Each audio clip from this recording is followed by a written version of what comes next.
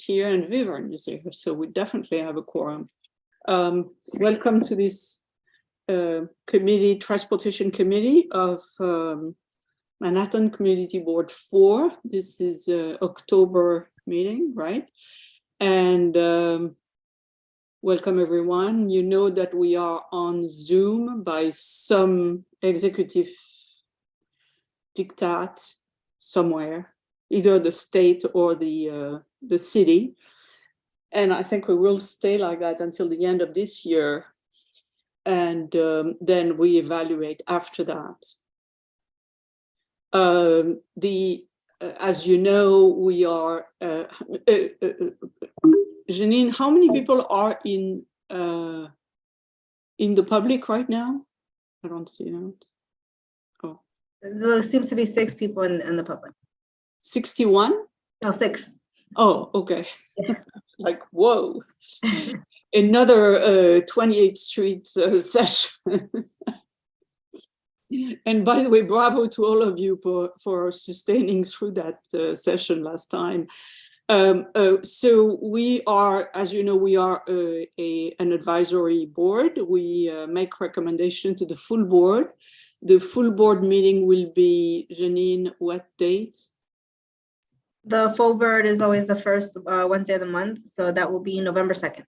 Okay, and at the November 2nd, we then each of the letter is voted on, and you still have an opportunity to speak.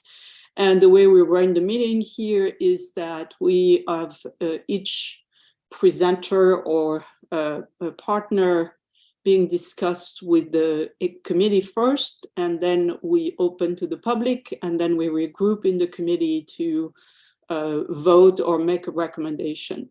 So that is the protocol. I should mention that we have another change to the agenda. The first item, which was a presentation by the council member office about Placard, is not happening because of a conflict of scheduling. So we will again table that item and move directly to our very highly expected item, which is what is happening on the 8th, 9th, and 11th Avenue bike lanes. And so just as a background, there has been a lot of disruption with construction not necessarily happening as expected. And I'm very pleased that DOT has come out in force with first Colleen Chattergoon. Hi, Colleen. Hi, Christine and everyone. Yes, and she has Gregory Haas from New York City DOT, who has worked with us for the last, I don't know, 10 years at least, right? Yes. And Casey Goral, who has been working very aggressively with us on pedestrian extensions. And we are very happy to have you here. So we're listening to you on, I guess, overall, these are the questions, and then people will have more specific questions, but the overall question is, when are those things going to be completed, and completed how? Because it seems that there are different levels of details that need to be addressed. So I'm turning it over to you. Casey, why don't you go first with 9th and 8th and 9th, and then I'll give an update on 11th. Okay, good. Sure. So as stated, my name is Casey Grell, and I'm the project manager for the 8th Avenue project with the sidewalk widening, and then also helping manage the 9th Avenue project. That's a coordination between DDC, DEP, and DOT. So let's go. We can start with 8th and kind of move our way west. So we can start at one end of the board and move to the other. So 8th Avenue is wrapping up.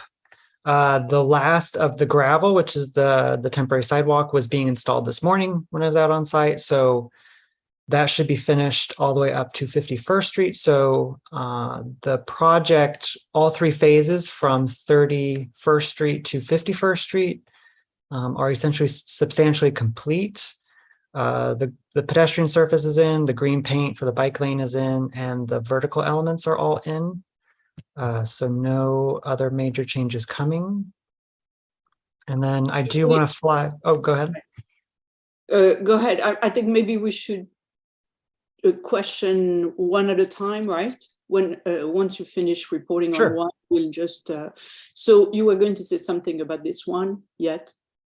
Yeah, and then the last update is in next year in 2023, we do plan on resurfacing essentially what was phase 1 of the 8th Avenue project, which was from 38th Street to 45th Street. So that will be kind of deinstalled, repaved, and then reinstalled to get a fresh new surface. I'm doing some minor updates to accommodate a hotel loading zone and some minor updates at Port Authority bus terminal. So that will be coordinated, and we'll provide plenty of awareness next year when that happens. And as part of that repaving, we're going to be doing some additional patch repaving in the southern section of 8th Avenue, where there were some old open restaurants that were removed. They were unfortunately removed like 2 weeks after we repaved the other section. So we're going to go back and finish those and do some additional roadway repair. So there are some gaps you can see kind of between 35th and 38th. We're going to be doing patch repaving and full installation of the materials. When you say we are going to be this year or next year? It'll be next year as part of the 2023 repaving season. Okay. So the repaving season is wrapping up. So I just had a comment of 38 and 39. There is still the markings for the old bike lane, and it's not finished. yeah, so because of the open restaurant and the mobile command center there, we weren't able to fully update the markings. So as part of the repaving, we'll be removing everything, reinstalling with the new markings. There's currently like French barricades stored there. There's some planters there. So we could do a little bit of kind of make work for the winter season by rearranging the planters with the bid and potentially reaching out to PD about moving the French barricades. We're working with our open restaurants team to address the open restaurant. So there's some ongoing work. And I address open restaurant. I know that restaurant has already received two cease and desist. So what happens? What happens differently next year? So we submitted that to them for review, and I can follow up with them on potential removal. I think our goal would be to have it removed before the repaving so we can do a fresh start with all the markings and installation. But that didn't happen this year, as well as it didn't happen on 35th Street. We still have a restaurant there. Yeah, so we had a walkthrough with our open restaurants team and the police department, and I can follow up on those conversations about addressing those open restaurants. There was an open restaurant at 44th, the Shake Shack open restaurant. We coordinated with them. That one was removed to facilitate this work. So it's an ongoing conversation with them, and we're going to be prepping everything for the implementation. So Casey, I still don't understand. When DDC did their portion, right? They kicked out all the restaurants, and that happened in 2 weeks. So how come it doesn't happen like that on 8th Avenue? How come there is not a notice and say you have to move? I don't understand why DDC and DOT don't have the same procedure. I'm not really able to fully answer that question because I'm not super involved with the open restaurants program. I do know that our in-house crews who are removing open restaurants are doing it citywide. So it's kind of we're using resources all over to remove abandoned ones. So, but I think I can work with Colleen to get an update on those conversations. This is totally, I have to say, this is totally frustrating because I have flagged those for the last 9 months, even before we started, and nothing happened. And then DDC comes in and they kicked out everybody. And, at the end of the day, there was nobody really sued the city or whatever. So I don't understand why DDC is able to do something and DOT doesn't. This is not. So this is one of my major concern. I'm going to go around everybody here. And obviously we know, Casey, you are the messenger, right? So nothing personal here. For sure. David Solnick. Yeah, I mean, I would second that frustration about, I'm not sure why you have to tiptoe around these folks that are getting free rent in the street. But I had a positive comment, which is I think the material that you're using for the extended sidewalk is a great improvement over the brown tan paint that was being used before. It's a better color and even more importantly, it's a much more substantial texture. Probably will also melt ice better and snow because of because of all the surface area. I wouldn't call it, by the way, I wouldn't use the word gravel. Gravel suggests loose rock. But yeah, it's definitely much better than what was being used before. So kudos for that. All right. Charles.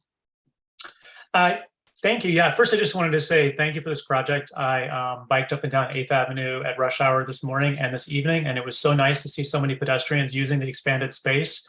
What an obvious pain point 8th Avenue has been with everybody walking down from to Port Authority. So it was that's tremendous.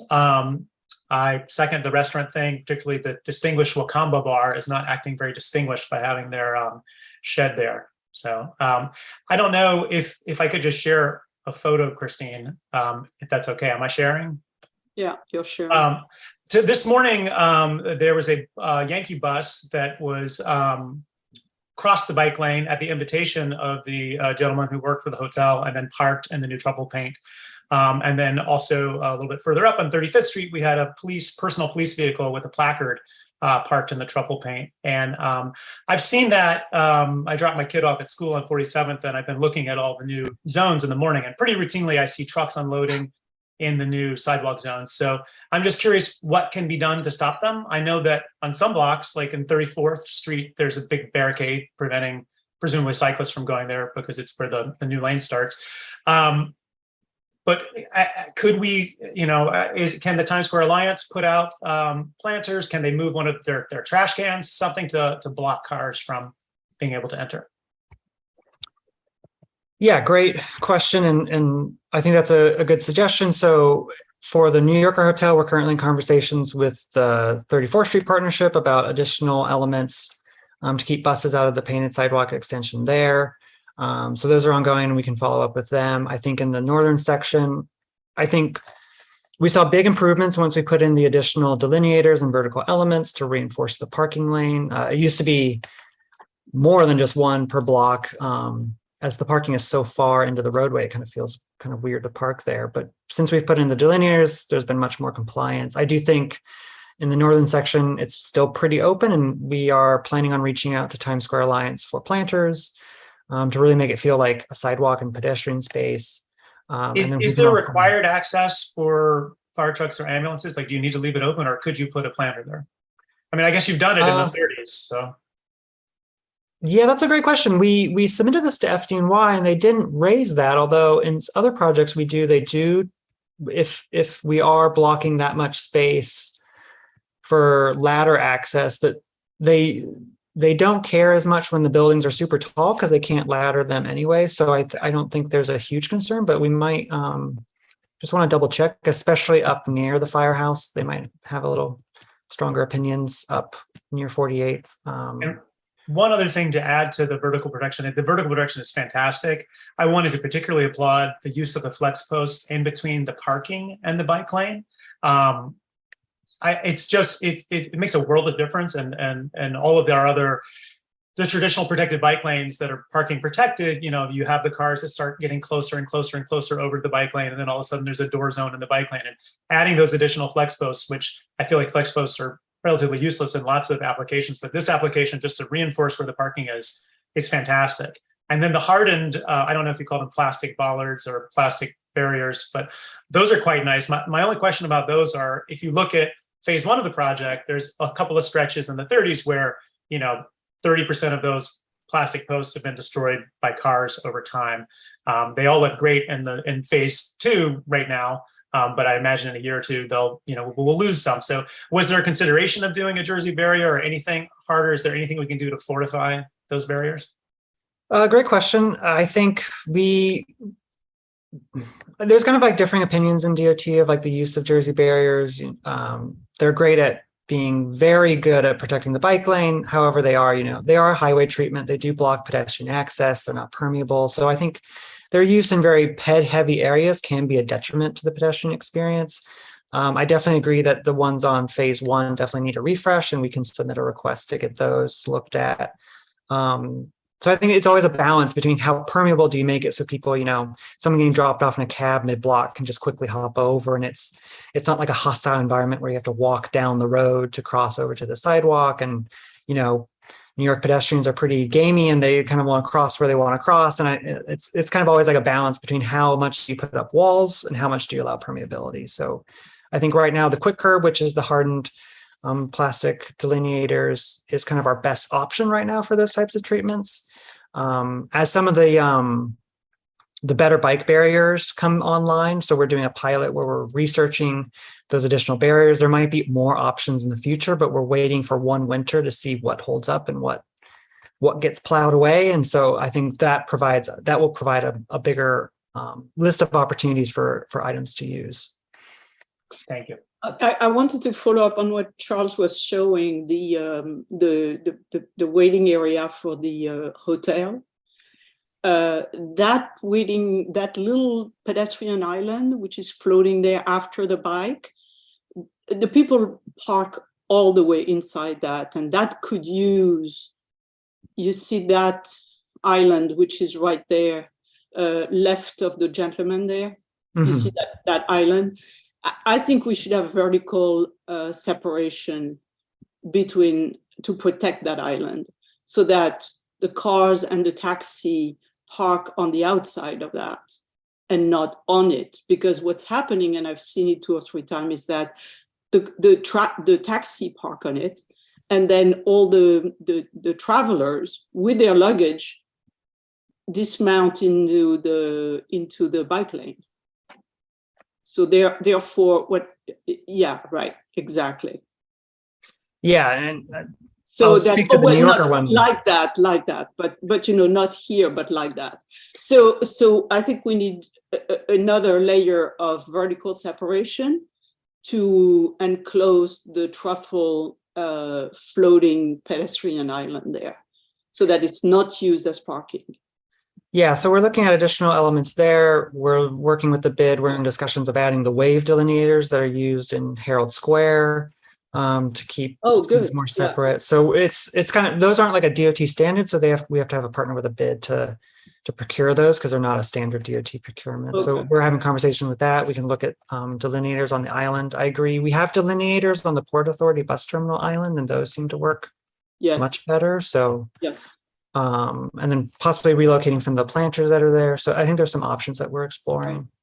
And then and then the second photo, that's where we're actually looking to do an additional hotel loading zone treatment. That was at 38th, 39th, because that hotel came up after we'd done the project, so we didn't have it installed. So that one's definitely going to be updated as part of the repaving next year. And obviously you could do the pedestrian island in the bus. You have to remove this thing. You have to remove this thing. And we need to talk to NYPD. I mean, this whole enclosure is a waste of time, is a waste of everything. Yeah, it really uses up a lot of the sidewalk space there. Well, not only that, but then you have trucks who see that and they line up with that and they use, so that whole block is unusable right now. Anyway. And then there's usually a COVID testing ban too, so that doesn't help. Oh yeah, 2 COVID testing, which is another thing, is that who gives the approval for COVID testing to be out there, right? Yeah, why no First Street? Such a good idea. Blake, David, this is an old hand, right? Yes. Blake, Yeah, thanks, Casey, and thanks, Christine. I was wondering, with the new bike lanes that look great, I think the department did a great job on it. If there was coordination with NYPD on enforcement for bikes on the either painted sidewalk or the actual sidewalk, I still have noticed that occurs even after, there's this great new bike lane there. I wonder if it might be a good time to remind bicyclists to use the bike lane. Yeah, that's a great point. We create all this great space, and then, I've seen people use it to go southbound on 8th Avenue because there's kind of now a safe option to do that. And I think that's something we can reach out to our partners at NYPD. Yeah, and it's Colleen. Jesse reached out to me to have our street ambassadors come out there. So I'm working with Jesse on that, and I'll keep the board posted on it, okay? To do some education. Yeah, for example, on 8th Avenue now, very good point, Blake. In front of one of the, quick food, I can't remember, fast food outlet, there is now 3 or 4 or 5 delivery guys who congregate on the sidewalk extension. And they say, no, it's not a sidewalk. If I talk to them and say, you are on the sidewalk, they say, no, it's not a sidewalk. And by the way, they don't have anywhere to go between you and I. So this is a little bit of an issue. We have to share the street, or maybe install a park, a bike corral, so that at least they put their bikes in one corner. Yeah, do you know where that one is? I will send you the address. Yeah, so our street furniture team, who does all of our bike racks, is actually doing a lot of work with delivery people and trying to create spaces for them, because it's obviously a huge part of the city right now. So I know they've done a couple locations in Brooklyn, and we could have them evaluate for a like formal bike delivery. Yes. Yes. Okay, Carl. Yeah, we can move on from me. What I get for raising my hand a little late. Charlie and Blake basically captured my thoughts. I will say I did walk home today along 5th, and it is great to have that. Along 8th. It is great to have that additional space.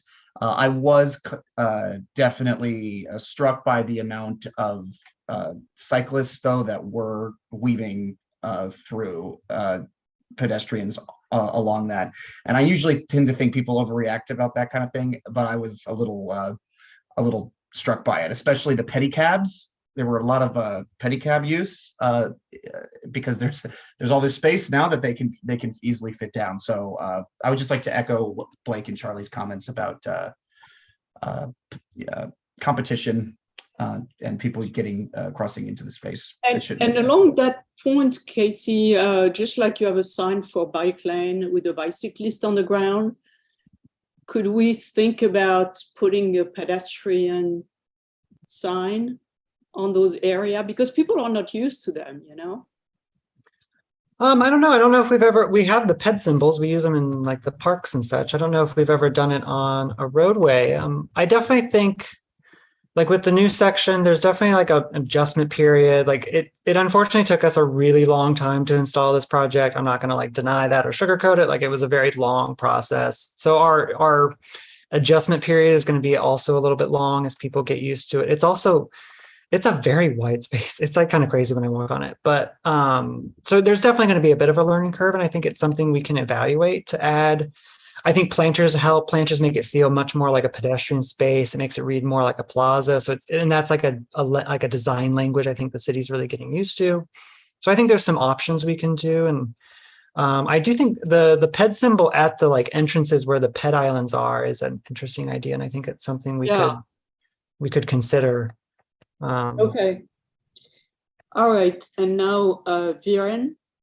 Yeah, very quickly. I think, Christine, that was one of the points I was going to make, actually, because I walked down 8th Avenue from 59th Street all the way to 20th Street at least twice a week. And I've noticed sidewalks are crowded and people don't seem to recognize that they can actually use this spillover space. So some way of communicating that, even if it is temporarily, along the sidewalk, so folks know that they can move into that lane and use it, would be really, really helpful. And then you can remove it if you once it becomes sort of more popular.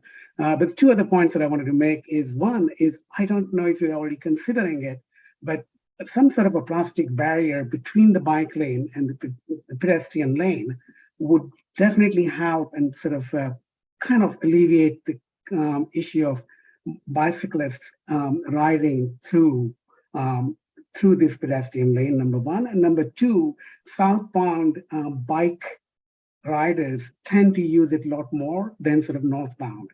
So you might want to consider putting barriers at two ends of major cross streets, and that might sort of help convey that to somewhat, to the bikers.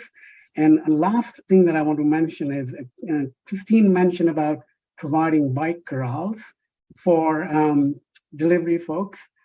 And I think we need to be a little bit careful about that suggestion, but if they end up landing in the pedestrian lane, I think that might defeat the purpose. So we need to be really careful about if we suggest that, then we sort of need to specify where that might be. Yeah, it's a two-edged sword. I mean, it's like Christine, my fear is that once you actually open up that can of worms, I know many more requests for bike corrals. Right. City Bike will follow suit, and the only problem on certain section of 8th Avenue, there is no parking whatsoever, right? So you don't have, if you are a delivery person or if you are a rider, you don't have a place to put your bike. There is no parking there. Right. At all. Right. And so since we have fast food delivery there, which we don't control, the question is, what do we do about that, right? Yeah. And so I totally understand what you're saying, and I would recommend that they are always in the parking lane.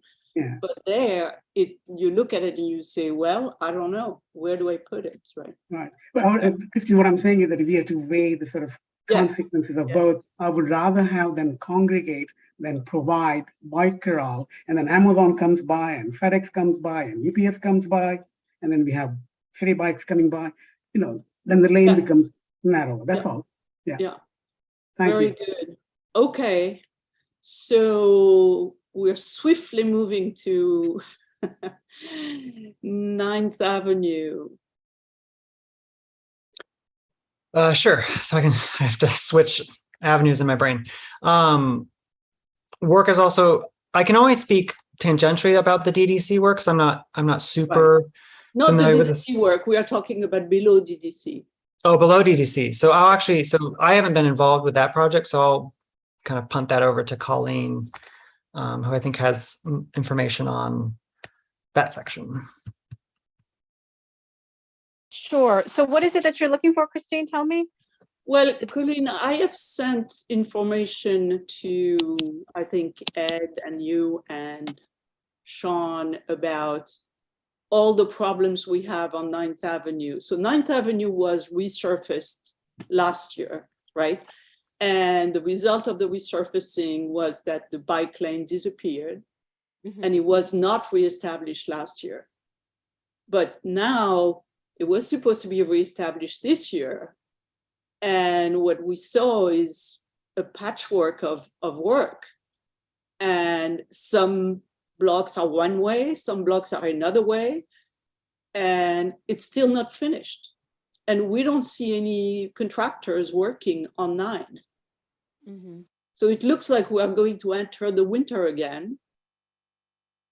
And next year again, that will have been 2 years after the resurfacing. Okay. And I'm not saying, and these are not small things. I mean, on some blocks, there is no bike lane. Can you email me the segments that you're talking about on 9th Avenue? I'll follow up with DDC. That's not DDC. I mean, I'll follow up with our with the bike group. I'll send it to Sean. I send it to Sean, so Sean has it. I'll follow up with Commissioner Pinkard tomorrow. Did you copy me on that email? I'm pretty sure I did, but I can't say I'm sure. I did a whole PowerPoint which goes block by block and give you a punch list on every block. And unfortunately, on every block it's different. Yeah, I don't recall I don't recall seeing that email. Okay. If you can resend it to me tomorrow, I'm going to follow I up with will. Sean or Commissioner. But then there is no one working here, working Okay. there. So where are these people? Yeah. And then All right. we're going and it's really dangerous. And on some street, there is just one line and no green. On some places, we don't have a pedestrian crossing anymore. So it's I will definitely follow up tomorrow. okay. Okay. And we'd like to know when people are going to come and fix it. Which, Okay. you know, we are at the end October. That's 2 years. And for every delay of 1 year, we get 2 more bike lanes, right? This is the way we deal. Okay. When is that? Charles. Yeah. So yeah, just to maybe share my screen and illustrate this issue, between 51st and 48th Street, there's no green paint, and it has had no green paint for 13 months. So No buffer. No, there is any buffer. Right. There's no painted crisscross buffer. So a lot of times the cars, you know, this is an example of where I would love the flex post that 8th Avenue got. It would be tremendous if when we get green paint here and we get that buffer, that we could also have the flex posts to keep the cars out. But yeah, for these 3 blocks, there's been no green paint for 13 months. And as Christine said, winter is coming, and it will be a shame to go through another winter without having the green bike lane. And then the treatments on for the left-hand turns on 48th, 46th, and 44th all have different issues. I believe this is 44th here. So this one is painted, but it doesn't have the vertical protection like the ones on 8th, for example, and the 50s have. So the vertical protection needs to be installed. The one at 46. Wait. And then none of the turn has been hardened. So the stripe, which is hardening, doesn't exist.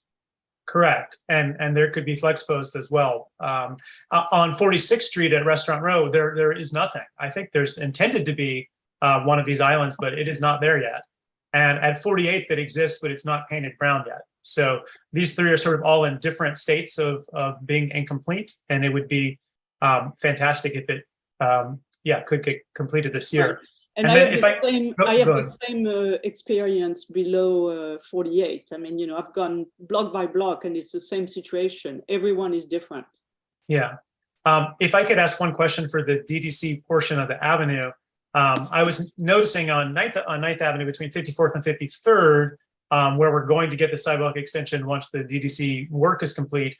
It occurred to me that there's this giant MTA parking lot, which is going to soon be affordable housing, but I was curious, they have a big curb cut here and a lot of vehicles, I guess, that use this gross parking lot. So I'm curious what the treatment's going to be on this block in the meantime until this parking lot goes away. Are cars going to be able to drive through the extended pedestrian sidewalk and the bike lane? Yeah, I can hopefully answer that. I'll have to check the drawing tomorrow, but our standard treatment here is that cars will have to drive over the painted sidewalk, just like they have to drive over a concrete sidewalk.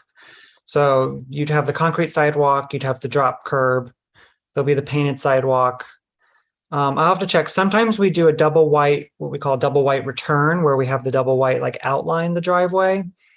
That standard is kind of changing, and I don't think we've fully settled on if we do a return or not. And then we do a dashed line at the bike lane, so the painted sidewalk would have a broken double white line to symbolize that cars are going to be traversing here. It essentially functions as like an extra curb cut, so it moves the curb cut there. And then the bike lane should have the standard driveway treatment like all protected bike lanes do, with the I think chevrons, maybe green bars across. I'll have to check that. And then in the parking lane, there'll be the returns to open up the parking. Okay. Okay, that makes sense. I just wanted to bring up this spot because I know there's going to be a building there, allegedly in a year or two, so it'll change. And then one other thing about 9th Avenue, and this is really between 8th and 9th, but to bring up another incomplete project, the bike lane on 55th Street between 8th and 9th was repaved, I think, a year ago, and we have not had green paint return to that bike lane either for, I think, about 13 months. So I would add that to the list of sort of the punch list that Christine was talking about for the neighborhood. Thank you. I'll get back to the board tomorrow. Okay. So this is our life. We do punch lists. Greg, are we talking about the 11th Avenue? Yes, let me share my screen.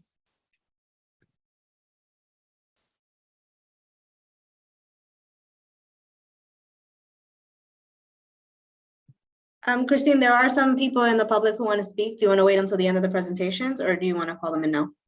Oh, okay. Let's talk. Let's let them talk now. If it's not about 11th Avenue, right? Okay, so I'll bring over Carrie, Melody, and David. Okay. Where is Carrie? Where are they? I can't see any of them. They should be moving over now. No, I have Alan, but I don't have. Wait.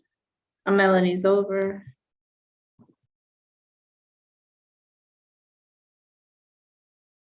But Melanie. That's where.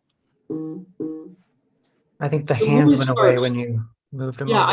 I can't see anything right now. Just Okay, well, Carrie was first. So Carrie, if you're available, you can speak. yeah, can you help me with that, Janine? Thank you. Sure. Carrie, you need to unmute. Okay, can you hear me now? Yes. Hi, everybody. Hi. Hi.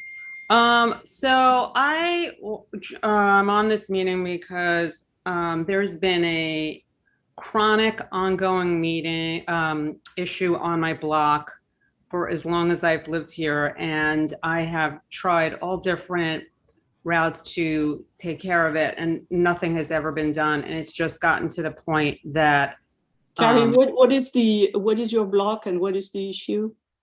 my block is on 16th Street, West 16th Street, between 6th and 7th Avenue. Okay. And the issue is what? Yeah, I'm getting to that. So my area and my block particularly have had such an influx of truck traffic and vehicle traffic due to the influx of businesses on West 16th. So Carrie, I don't want to interrupt you, but I am interrupting you. We are talking right now about those bike lanes. If you don't want to talk about the bike lanes, we'll call on you at the end of that, okay? No problem. No problem. Okay, thank you. I'm sorry for that. Melody, are you going to talk about bike lanes? Always talking about bike lanes. Okay. So thank you, Casey, for the work that's going on by the DOT on 8th Avenue. I love the new pedestrian space. I have a question though. Is this truly parking protected? I mean, I've ridden up there and I haven't seen any cars protecting the bike lane, but I have seen a number of trucks parked in the bike lane, which gives cyclists no place to go. Very often there's a planter or something to separate us from the pedestrian space, which is appropriate, but there is literally no place to go to get around the truck. It's really dangerous. And I don't see any way around it. Are you talking about the trucks being on the bike lane or yes, on the pedestrian space? space? On top of the bike lane. And the bike lane is protected by vertical separation, right? Excuse me? Casey, the bike lane, how is the bike lane protected? Well, I don't know how recent you've been up there, Melody, but we did within I think it was last week, we were installing additional vertical elements. So there are now, we put quick curb at the start of every parking lane to essentially close off that lane. So it's not treated as a through lane. There's now delineators between the bike lane and the parking lane to help reinforce where cars are parking. And we've seen much better compliance since we put those elements in. I do agree, before we had those in, that we definitely had a problem with vehicles parking in the bike lane. But it's much better now. So if you haven't been up in a week or two, it's definitely a very different situation. So it's definitely now a parking protected bike lane.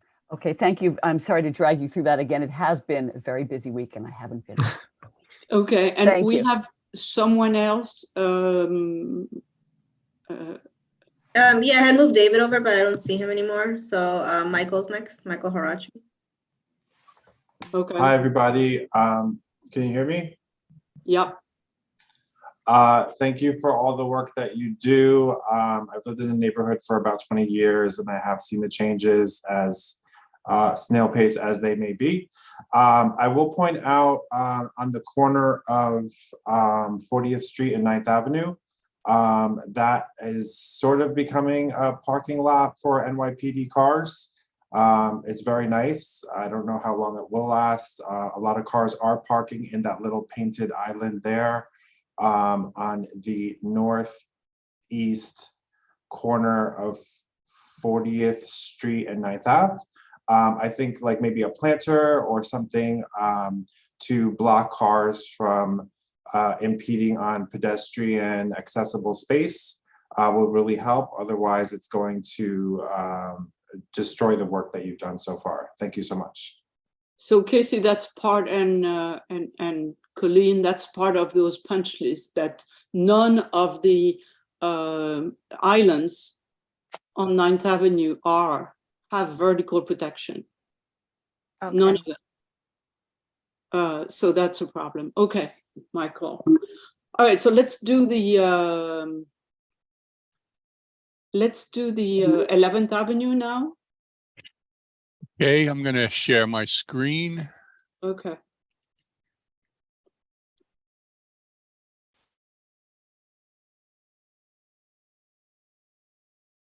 Okay, do you see Yes. do you see a slide and then do you see two slides or one big slide? One big slide. Okay, good. Okay, so we're just going to give you an update on 11th Avenue, and we'll start from the top and work our way down. From 56th to 43rd, they were painted bike lanes when we converted 11th Avenue to one-way southbound in 2019. We put in painted bike lanes, and now they're almost all converted to concrete. They will be finished by Thanksgiving. A total of 21 bike lane islands. I'm so happy about that. So hopefully that will eliminate the incidents of vehicles driving down the bike lane, because now it'll be very difficult to get in there.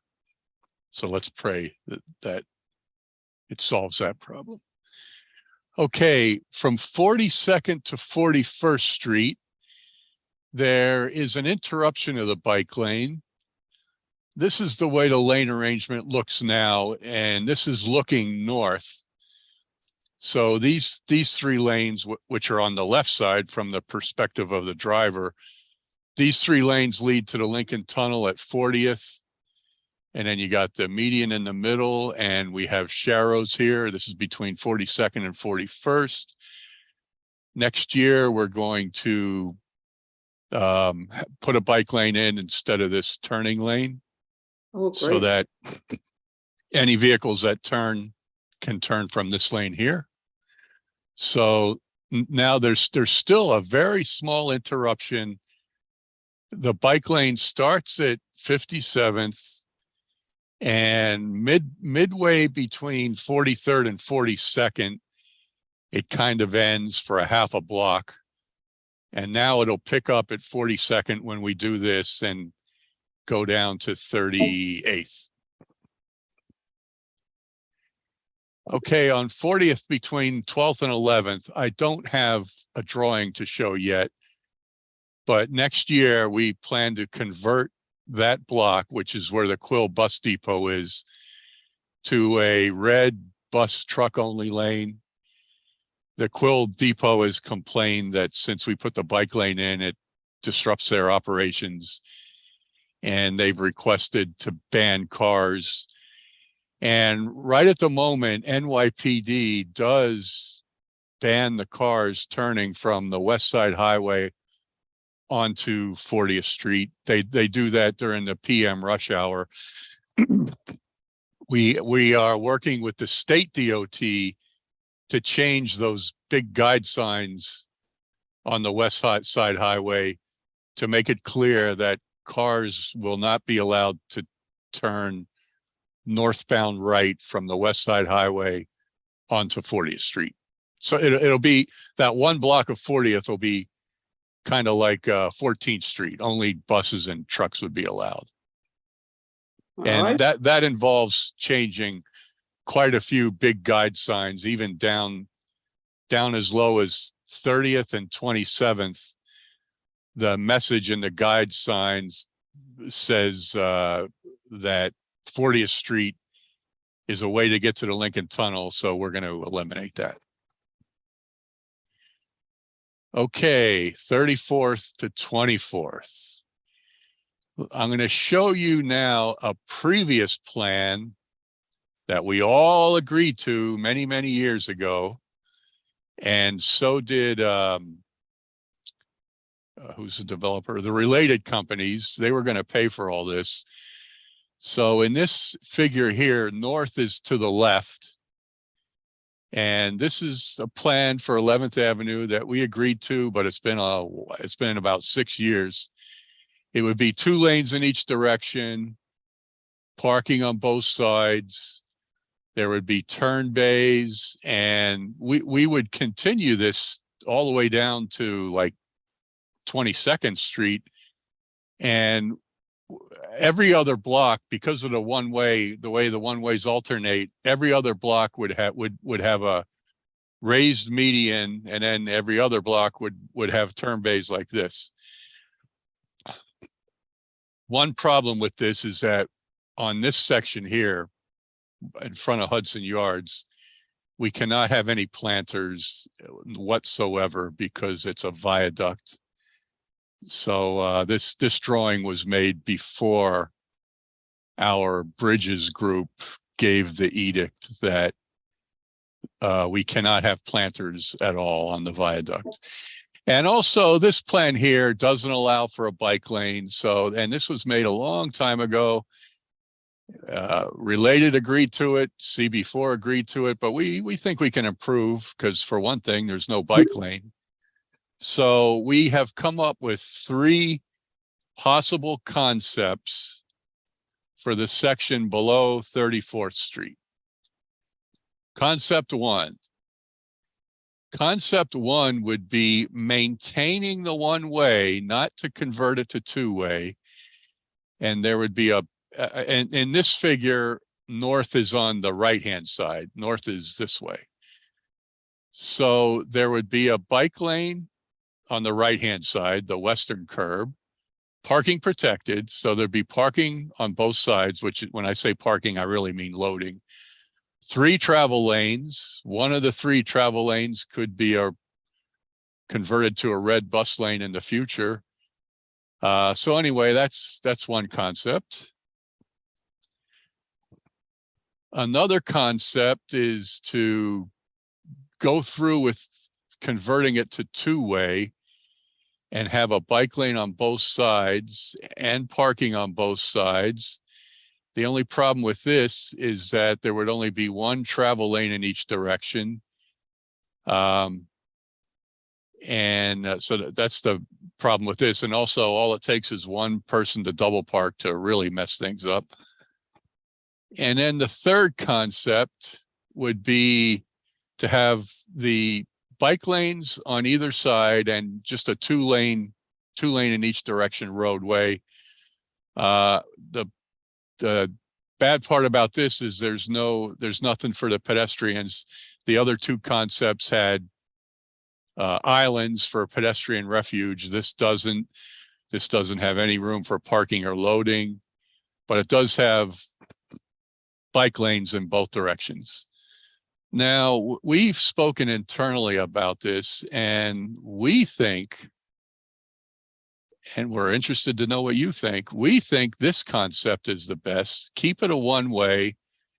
The only real downside is that the bike lane would only be in one direction, but when we work on 10th Avenue is pretty much the last frontier for making a complete street. So 10th Avenue it could be a biking pair for 11th and 10th, just like it is for traffic. We think this is the best. It has pedestrian elements, has a bike lane. has possibility for a bus lane.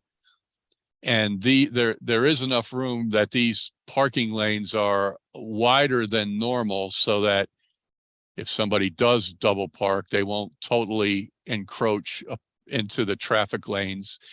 And let me just say one last thing about keeping this section of 11th Avenue one way.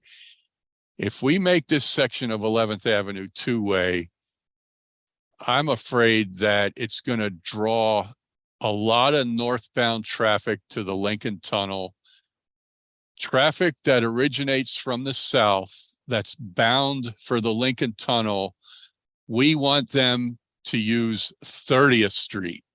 We want them to turn onto 30th Street, onto Dyer, and use the Lincoln Tunnel Expressway, it's called. Get on that underground expressway at 30th Street. We do not want to entice cars that are down here to go up and eventually get on at, say, 40th and 11th, which is already kind of a mess.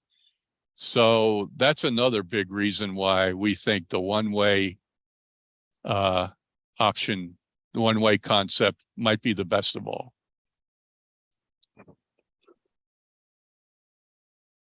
Okay, that's a lot to absorb. Can we go back to the beginning? The status of 42nd. Yeah. So one comment I have is that. This one? No, before that, the existing, I mean, presumably finished. So one comment I have is that first of all, a big portion of the bike lane is not painted green right now. On 11th? Yes. Okay. We have like a Twitter video that was taken by Jaya and shows the whole big portion of the lane is not painted. Yeah, I have a photo, Christine, that I took today. It's not painted in the 40s. Right. So that's Okay. a bigger issue. Okay. And the second issue is that in spite of the refuge, we still see cars. I mean, especially those days where the Lincoln Tunnel is very congested, which was last weekend. Cars are completely using the bike lane to go around.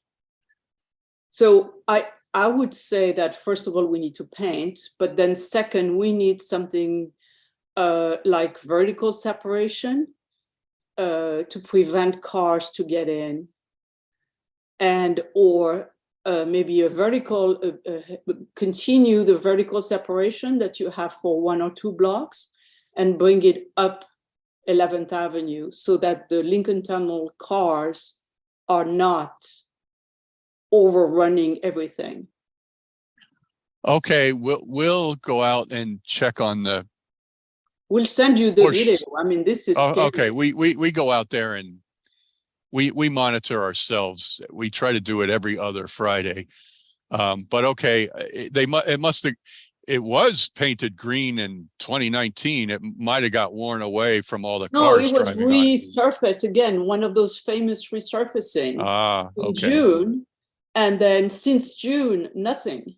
Here it is. Okay. This is today. So okay. That's a problem that you guys need to bring back to the DOT. This is an institutional problem. Every time there is a resurfacing, it's a disaster. So who is really in charge whenever there is a resurfacing to do an inspection after the resurfacing and holding the company accountable for repainting the whole thing? It's just a problem. I mean, 9th Avenue is the problem, 11th Avenue is the problem. Everything disappears.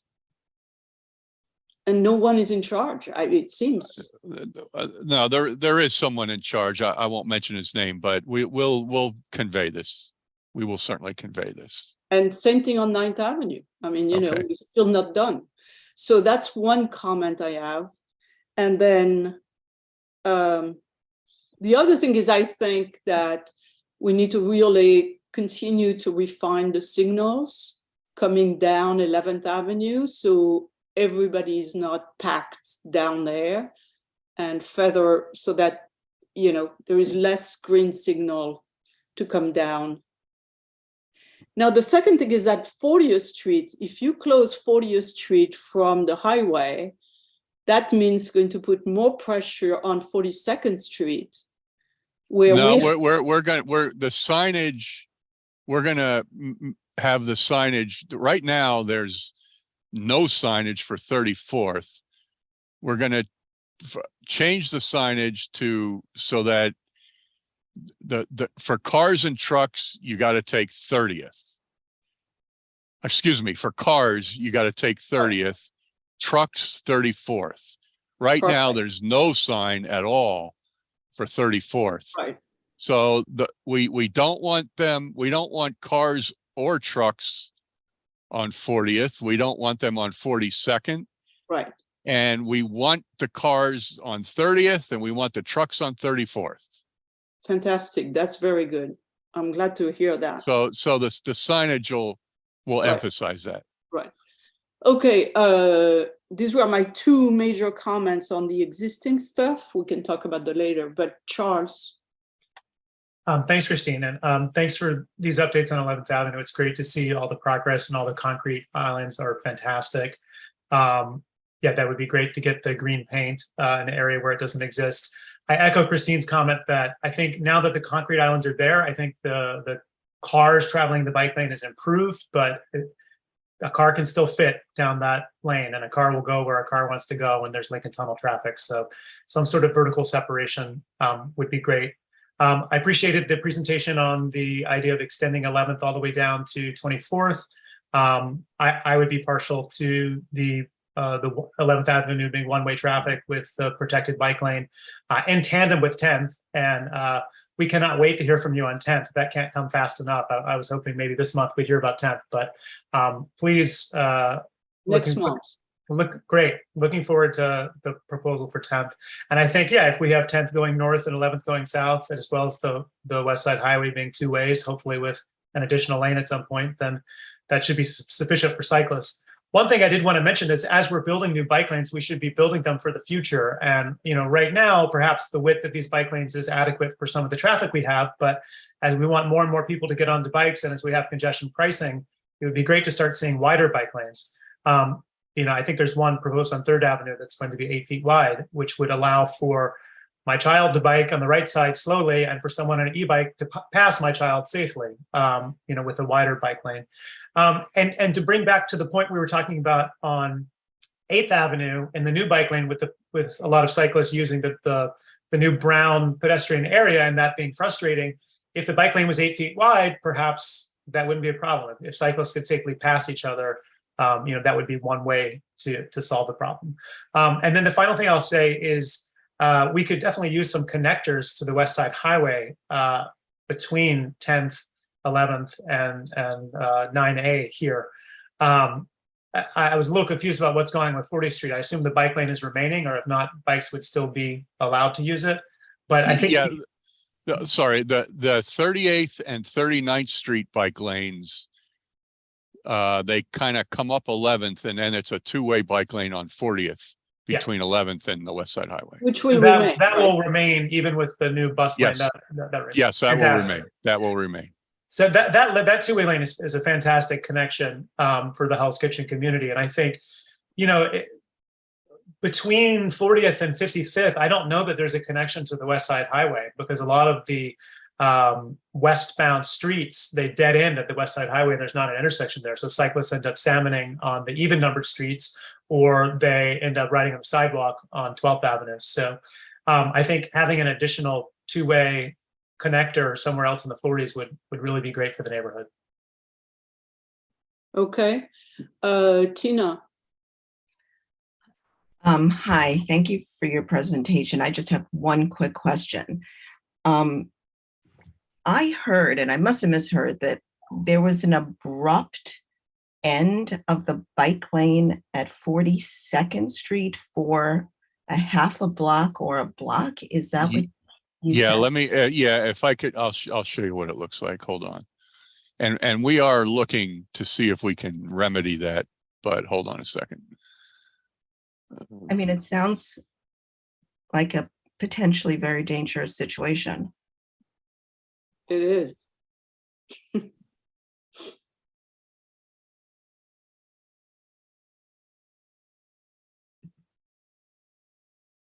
you see the aerial? We did, but it went away. You don't see the aerial? No. No. Now we see it as a small thing in the middle. Yeah.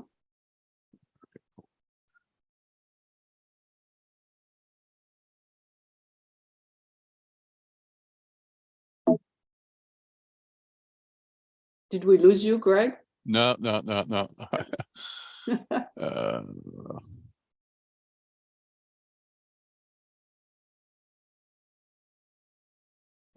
Here we go. Okay. Do you see a aerial now? Yes. You do see the aerial now. Okay.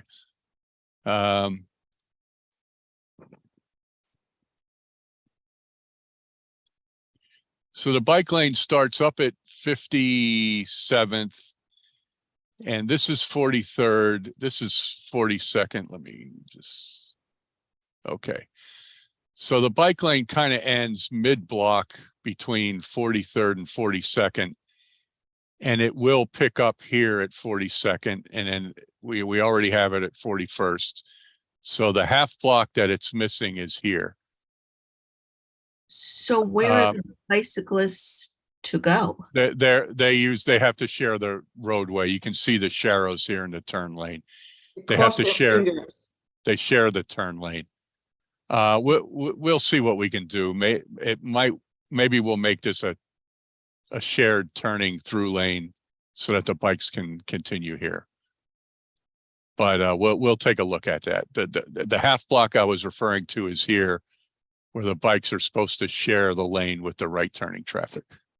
I mean, my concern is if somebody is driving down there, and I mean, it can lead to definite. Yes, it can. No, we understand. We understand. Okay. We don't have a design yet, but we're working on it. Currently, what happens? Pardon me?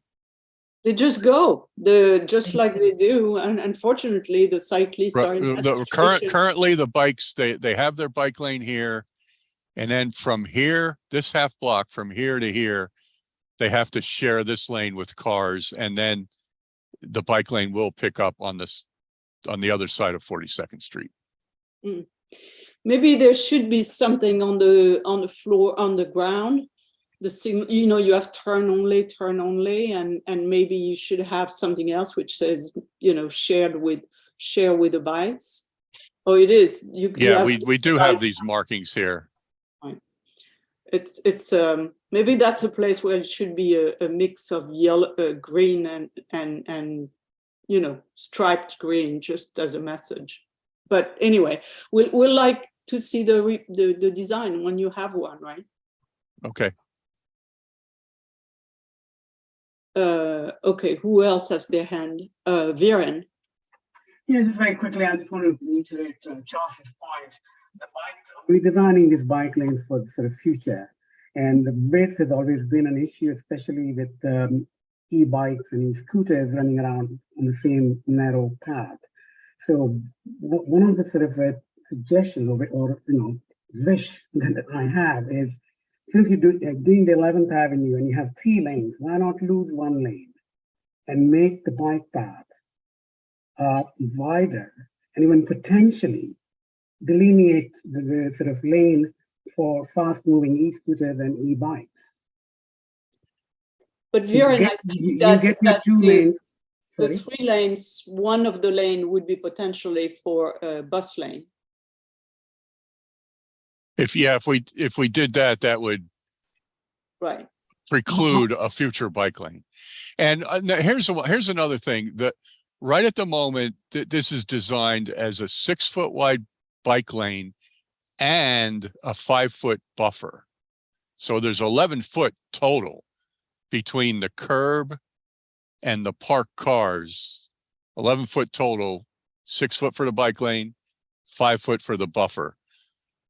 Now, our bike group has been tinkering with like the ratio when there's 11 foot, should the bike lane be wider and the buffer less? So Yes, they yes. are working on that. That may change. I think it's worth a look. It's worth. But a remember, look. there is 11 foot altogether, including the buffer. Right. I think it's worth a look, and if you don't have to lose a lane, that's even better for you. But Yeah. I think there's plenty of room on 11th Avenue, and 11th Avenue being what it is, potentially that's going to be heavily used by e-bikes and scooters, much more than some of the sort of more crowded avenues. So I would think that that's where you have room to even do a pilot, if you wish. Okay, Alan. Thank you. You mentioned bringing the project down to 24th Street and possibly going down to 22nd Street. And at 22nd Street, 11th Avenue runs into Route 9, which is a real bad problem in our neighborhood at this point. It's a major crossing for folks going into Hudson River Park. Pedestrians have to walk in between cars with their dogs, pushing strollers.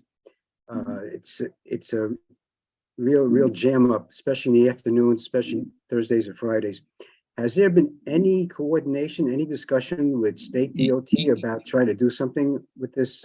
Well, yes, the section of 11, the very bottom section of 11th from 24th to about 22nd, where it slants into the West Side Highway, for those 2 blocks, what we do above there would dictate what we do for those bottom 2 blocks. If we convert 11th to 2-way, which I don't think we should do, then that would change those lower 2 blocks totally.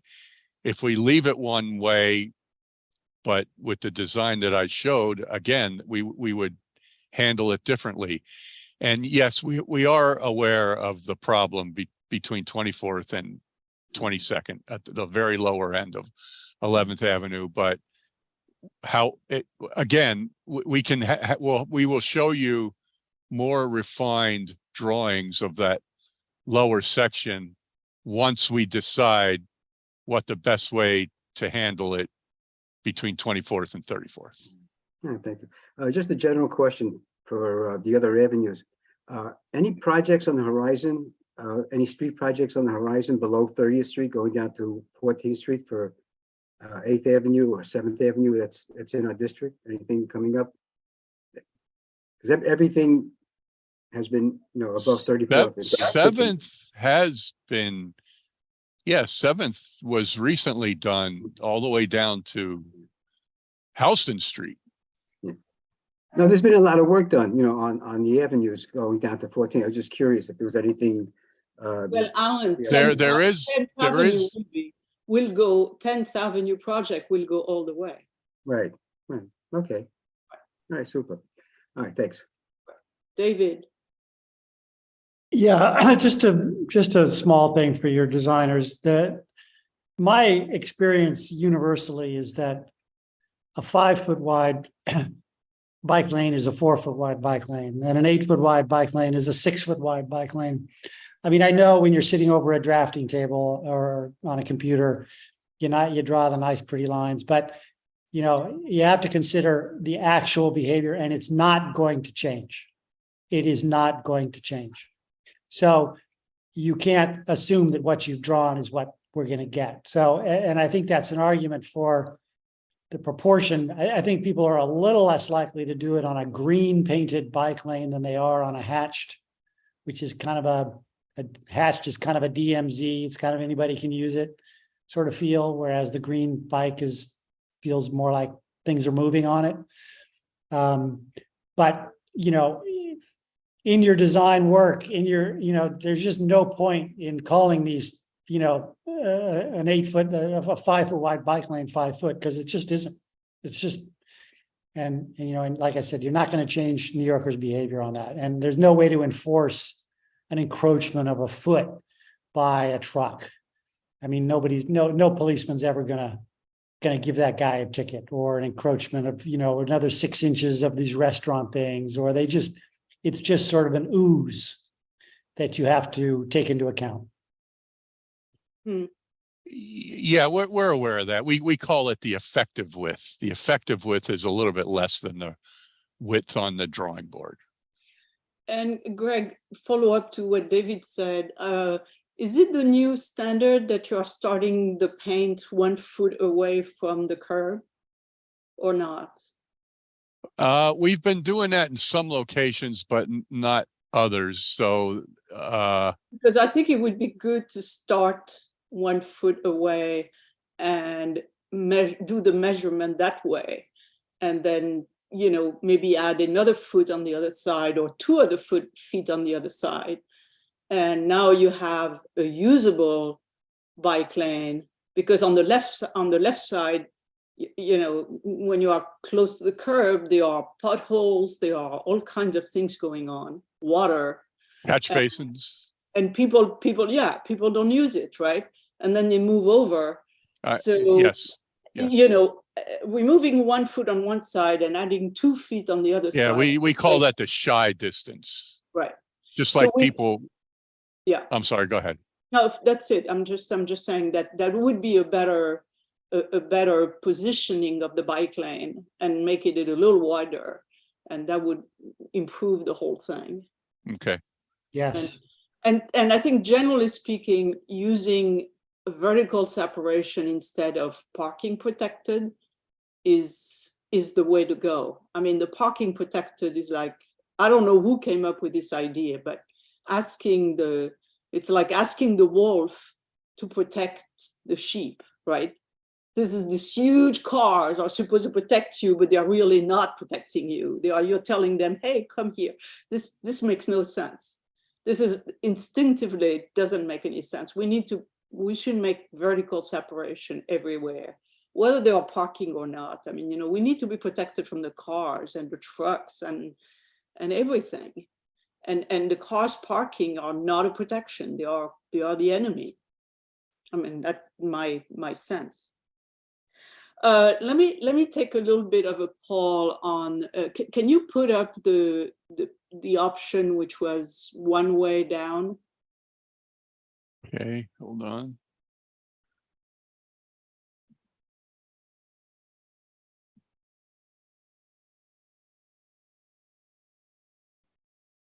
That was your PowerPoint, right? Yeah.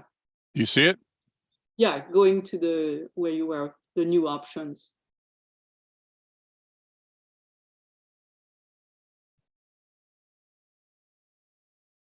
Come on. I think you have to move to the side to grab the navigation, right?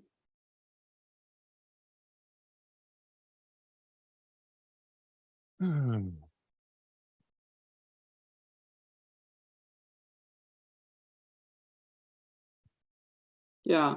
So we want to see the one, was that concept 3? It was concept 1. All right. I don't know why my it's not showing up. Show isn't working. Here, let me just do this. Can you see it now? Yeah. Yeah, that's good. So concept 1 is one way, and where would be the bus lane if there were a bus? That Here, would be the rightmost of the 3 travel lanes. This okay. one. Okay. So can I take a poll of whether we would be generally in favor of that option? Looks Raise like your the best to hand. me.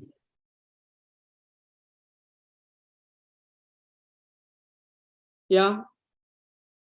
Okay. Does that have parking in between the bus lane and the bike lane? Is that how that would work? Here, from west to east, the bike lane, the buffer, the parking lane and parking is going to be loading. These would be islands, Right. 3 travel lanes, and then parking on this side with the islands. And would you do the island like you did above 42nd, which are, you know, essentially bus boarding island? Yes, yes, they would be. That's right. Every 3 or 4 blocks Right. would be these islands would be a bus boarding island. That's right. Right. Okay. All right. So it looks like we have a general consensus that this concept is, you know, we are in favor of it. I don't think we're going to put in writing, right? But we're just telling you. Is that good? Or you want us to put in writing? Yeah, Okay, because we'll put in next we writing. got our next we got to go to related. Yeah. Christine, can I just make one Sure. comment? I think we can be in favor of this option, assuming that DOT is going to explore the possibility of reworking the width of the bike lane, working with the buffer zone that they already have. So Yes. Wider bike lane is what is desired. Yeah. Vertical protection and wider bike lane. Yes. Yes, please. Yes. Whatever that they need to makes do. sense. Right. Right. We have so many comments on whatever those letters. That's going to be really involved. But yeah, okay. That sounds good. I wanted to amend that in support of the 2-way bike lane. It's the one reason I didn't vote for concept 1, although I support it, is because I want a 2-way bike lane, which concept 3, I believe, had. So you would take, but then if you have 2-way bike lane, David, then we are precluding a bus lane. Because if we have a 2-way bike lane, we are taking over one more lane, and we don't have, you know, in the future we can't have a bus lane. Well, I thought it'd be just one lane of traffic, of other than bus. One lane We of can't vehicles. have on an avenue only one lane of traffic. That Sure, why not? I mean, I don't got to think that start somehow. Okay. I think this is the best, you know. Okay, I compromise. support it then. All right. All right. Okay, so we are all in favor of that. And then Christine, from what I understand that DOT was saying, that potentially the 3rd lane is potential bike lane in the future. So are we keeping that on the table or not? No, the future third bus lane, future would be a bus bus lane. Future bus lane, not bike Right. lane. Because The bike lane would be part of it. The bike lane would be part of the project. Right. Right from the start. This is the way we have it above 42nd Street. So if we want to have a bus lane that continues down, we need to have a place to put it here, right? Yeah. Is it possible to say we want the bus lane to be included from the start rather than a potential? There's only 2 buses per hour. Right. It's not. I see. But once Hudson Yards fills up, that Right. probably that'll change. But right now, we wouldn't do it right now. 2 buses an hour. That's provision, but I don't think you need, although today, you know, well, I mean, you know, the traffic on the Lincoln Tunnel traffic is now completely overtaken that lane up there. So nobody can use it. And we need to do something about that, really. And we'll put it in the letter that we would like you to revisit that. Okay? Okay. Okay, you want to close that so I can talk to the committee? Anybody in the public that has a raised hand? Janine?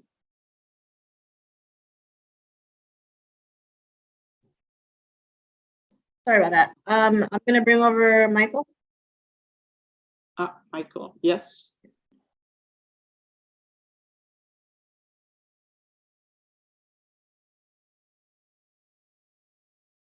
Here is Michael again. You're on mute, Michael. Hello. Yes. So I'd like to second David Warren's point. I support bike lanes on both sides. Wider bike lanes, as the other David said, and Charles. I think that the bus depot saying that the bike lane on 40th Street has ruined their business or whatever is kind of hilarious. I do support public transportation. I'm all about prioritizing public transportation over private. So why not just limit private vehicles space, right? So I do support David's proposal to have that one lane of traffic on 11th Avenue and a dual lane bike lane on 11th. What's interesting about the Michael Quill bus depot is that the NYPD does park on that northwest corner on the sidewalk, actually. They park multiple cars on that sidewalk. So that, talk about safety, that's probably one of the safest segments of bike lanes in the city because it's protected by, going back to Christine's point, a hard vertical barrier. I think that the more that we talk about vertical barriers, I think it's important to note that they need to be solid and non-movable moving forward. My question is, do you plan on planting the street trees in the pedestrian islands that don't have one at this point? I know that you mentioned Hudson Yards, they cannot because of various reasons, but the ones that don't on 11th, do you plan on planting them? And then also, I think that the sidewalk on West 40th Street between 11th Ave and Galvin Ave is probably one of the most dangerous segments of sidewalk in the city. The sidewalk itself is flush with the road bed. So these illegal 53 tractor trailers that are speeding toward the Lincoln Tunnel, if you just reach your hand out this much, you can touch one and probably get swiped by one. Other than that, I appreciate all that you do, and everything looks great, except maybe the urgency or depth of how far we can be creative with these solutions. Thank you. As far as the planting, Michael, we had a meeting with the council member Bottcher and Parks and DEP and DOT, and it turns out that there is a two gas lines which are going right under the refuge, and therefore it is not recommended that we plant anything there.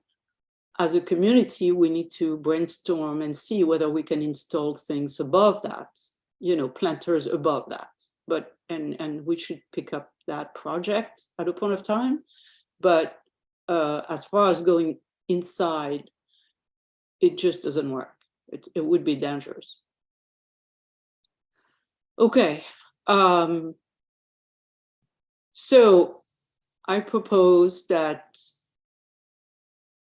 we're going to do Charles draft a letter. Charles, are you up to it?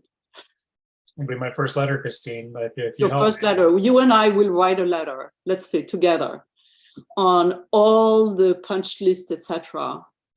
And lots of pictures. Maybe we'll send the pictures first and the pictures and talk about all the issues and summarize that we want, better vertical protection. We want to prevent people from getting in the bike lanes or the pedestrian lane. And we need to change a little bit of the signal timing, so that we don't have so much congestion at 42nd, etc. And we will express our support for option 1 for continuing the design of 11th Avenue. And obviously, we will circulate to all of you as usual. Motion. Do I Oh, have a sorry. motion? Motion to adopt. Yeah, second. Do we have a second? Yes, all in favor? Thank you. David, you're okay with that? Yes. Thank you very much. Thank you, DOT, for this really in-depth response to our request and attention to our concerns And we really, really appreciate what you are doing for our district. Feel sometimes that you are the only district where you are working in. So, so we feel very fortunate, but at the same time, there is a lot of things that are breaking and we need to fix them. So thank you so much for all your work in our district. So our second topic, which was West 21st Street. Hello. First, I just wanted to say Miriam was here, but she had to leave for a dinner. So you just have me and Jim to present. But Miriam sends her regrets. I'm going to share my screen and I'll let Jim get started. Oh, sorry, 1 second. I don't have. So just a little background, right? You know, some 21 West 21st Street between 9 and 10 is an open street, has been an open street since the beginning of COVID. And Jim has been the person who has, you know, volunteer out of nowhere to do the work of keeping the gates and organizing, and now is expanding into creating activation of the street in order for those streets to continue to be vibrant. So that's the background for this presentation. We don't Hello, see everyone. Yeah. Hello.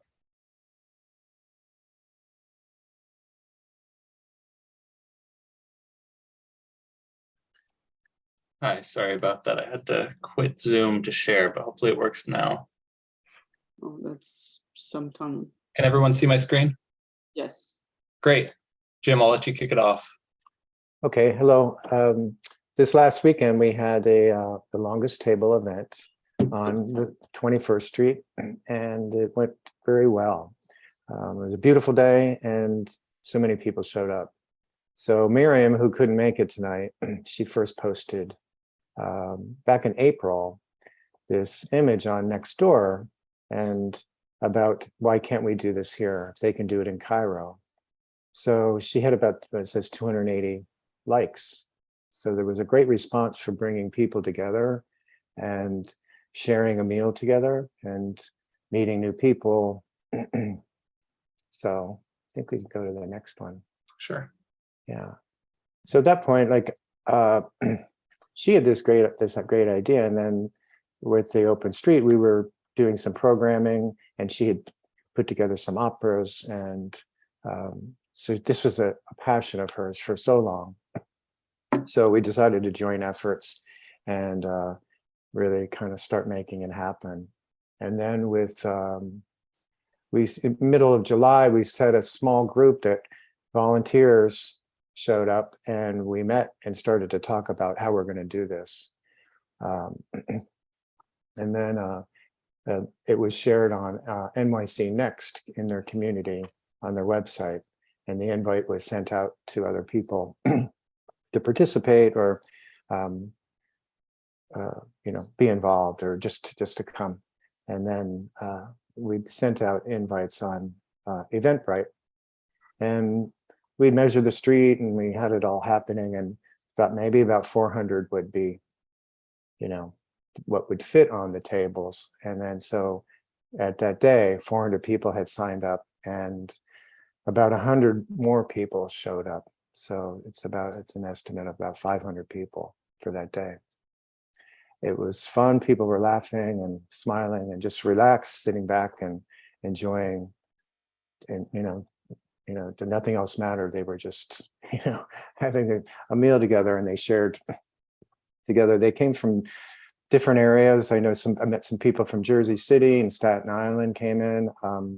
So it wasn't just this neighborhood. It was from all over, wherever we could, you know, share the invites.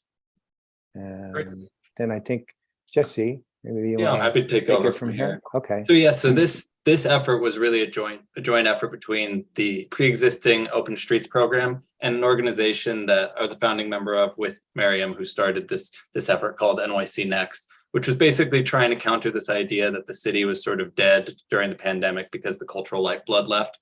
We did a series of pop-ups over the pandemic, and we really thought that a really good way to bring additional interest and enthusiasm to the Open Street program, we all know has been an amazing program, but hasn't really been activated in certain cities, in certain streets very well. We thought, what better way to activate it than to put one long table down this street. So as Jim mentioned, we leveraged our volunteer community from New York City Next. In interest of making it inclusive, we also posted flyers all around the neighborhood. We put posts on Nextdoor. We got a bunch of restaurants to participate. And it was a simple premise. It said, come, sit, break bread, bring some friends, and bring your own food. We're providing the table and the chairs and the permitting. We had full support of NYPD, of FDNY, DOS. We made sure fire lanes were safe for everyone. We had activities for children while they were there. We had some performances. And I think by all metrics, it was a success. I think our goal with all of this was more than anything to be a proof of concept. I think now that we've done this, we would love to activate other streets around the city. I think there's several community members who are reaching out to us, and they want sort of a blueprint or rubric of how to do this. We're openly sharing this with everyone, letting them know the permitting process, letting them know the kind of what is needed from a rental perspective, what is needed from a setup perspective to make sure that it is a fun and positive event for the full community. We have some testimonials here, people sort of saying, particularly this was such a good sort of antidote to the pandemic. A lot of people craving kind of person-to-person contact, a lot of people craving just being able to sit and meet their neighbors. You know, there's a lot of people you see every day where you go out and take your trash out, but you might have never said anything to them.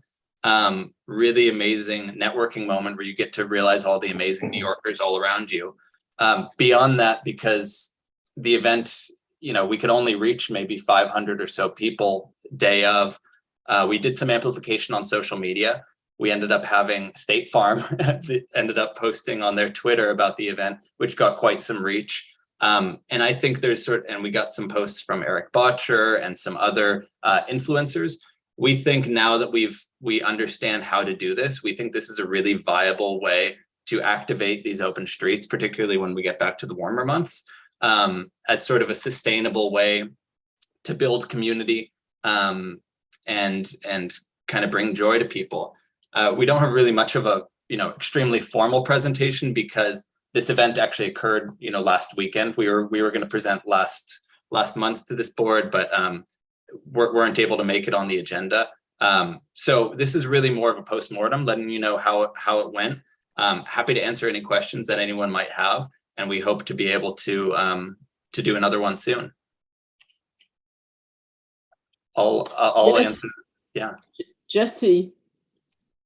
A lot of Jesse's. Hi, Jesse and Jim. Thank you so much for coming and talking to us. I'm sure there was a lot of work that went into this. I have no doubt. It seems so simple, but I know that stuff like this is actually quite complicated, as you talked about permitting and advertising. So I just wanted to take a moment and thank you both for doing this. I have to admit, I actually live on West 21st, and I am very disappointed that I did not hear about it. So until it was over, I heard about it after the fact. And so obviously I'm literally sitting here like following you guys on Instagram now, so I don't miss it next time. But hopefully, we'll do some more postering and stuff for next time. But I think it's a great idea. I hope it comes back. I hope you do more stuff like this. And please continue to let us, the community board, know how we can continue to support your work. So thank you. Yeah, absolutely. And what is your local bid? Because that must just be our bad for not communicating to your bid about it. I think also, as Jim mentioned, we can only have 500 people at an event on a city street. So once we hit about 400 RSVPs on Eventbrite, we kind of stopped our promotion process because, again, this was our proof of concept and we didn't want to blow it out of proportions and not make it fun and successful for everyone. But we'll be sure to make sure we can activate all of the neighborhood next time. And actually, sorry, I do have one question, which is, do you have, you're operating as a nonprofit, it seems like, and you have funding and sponsors? That's what's... Yeah, so New York City Next is entirely grassroots operated, so is entirely volunteer run and operated. We have some donations and some operating budget, but it's very minimal. We have a fiscal sponsor, but by and large, it's entirely volunteer run and operated. This event probably took some sweat equity from about 30 to 40 members of the community, everyone kind of playing their own role. And that's sort of the way that we like to do it. I think as you guys can see, the more money and the more people who get involved with something, the more complicated it can be. And it really is a simple concept. I'm sure as this expands and as we want to do more and more, there will be more complications, there will be more money involved. But you know, ultimately, we just want to activate the street. The street was already closed. It was a simple block party permit. It didn't take much other than logistics from us. So it was all sweat equity. Great. Thank you so much, guys. Yeah, of course. Charles? I just wanted to say congratulations, fantastic project. And it's so great to see our streets being activated in this way. One small question that I have is, I'm curious how you guys on a more long-term basis manage opening and closing the street, if there's issues with managing the barricades and how that works. So Jim has done a really good job at managing the barricades specifically on 21st Street, but in this open street. One caveat I will tell you about this is Miriam, who is sort of our fearless leader here, lives on this block. So we've actually done several events over the year on this block. So we know this particular block pretty well. We did a few things. We had welcome tables at either end of the block. So 21st and 9th and 21st and 10th. Where we could check people in for the event.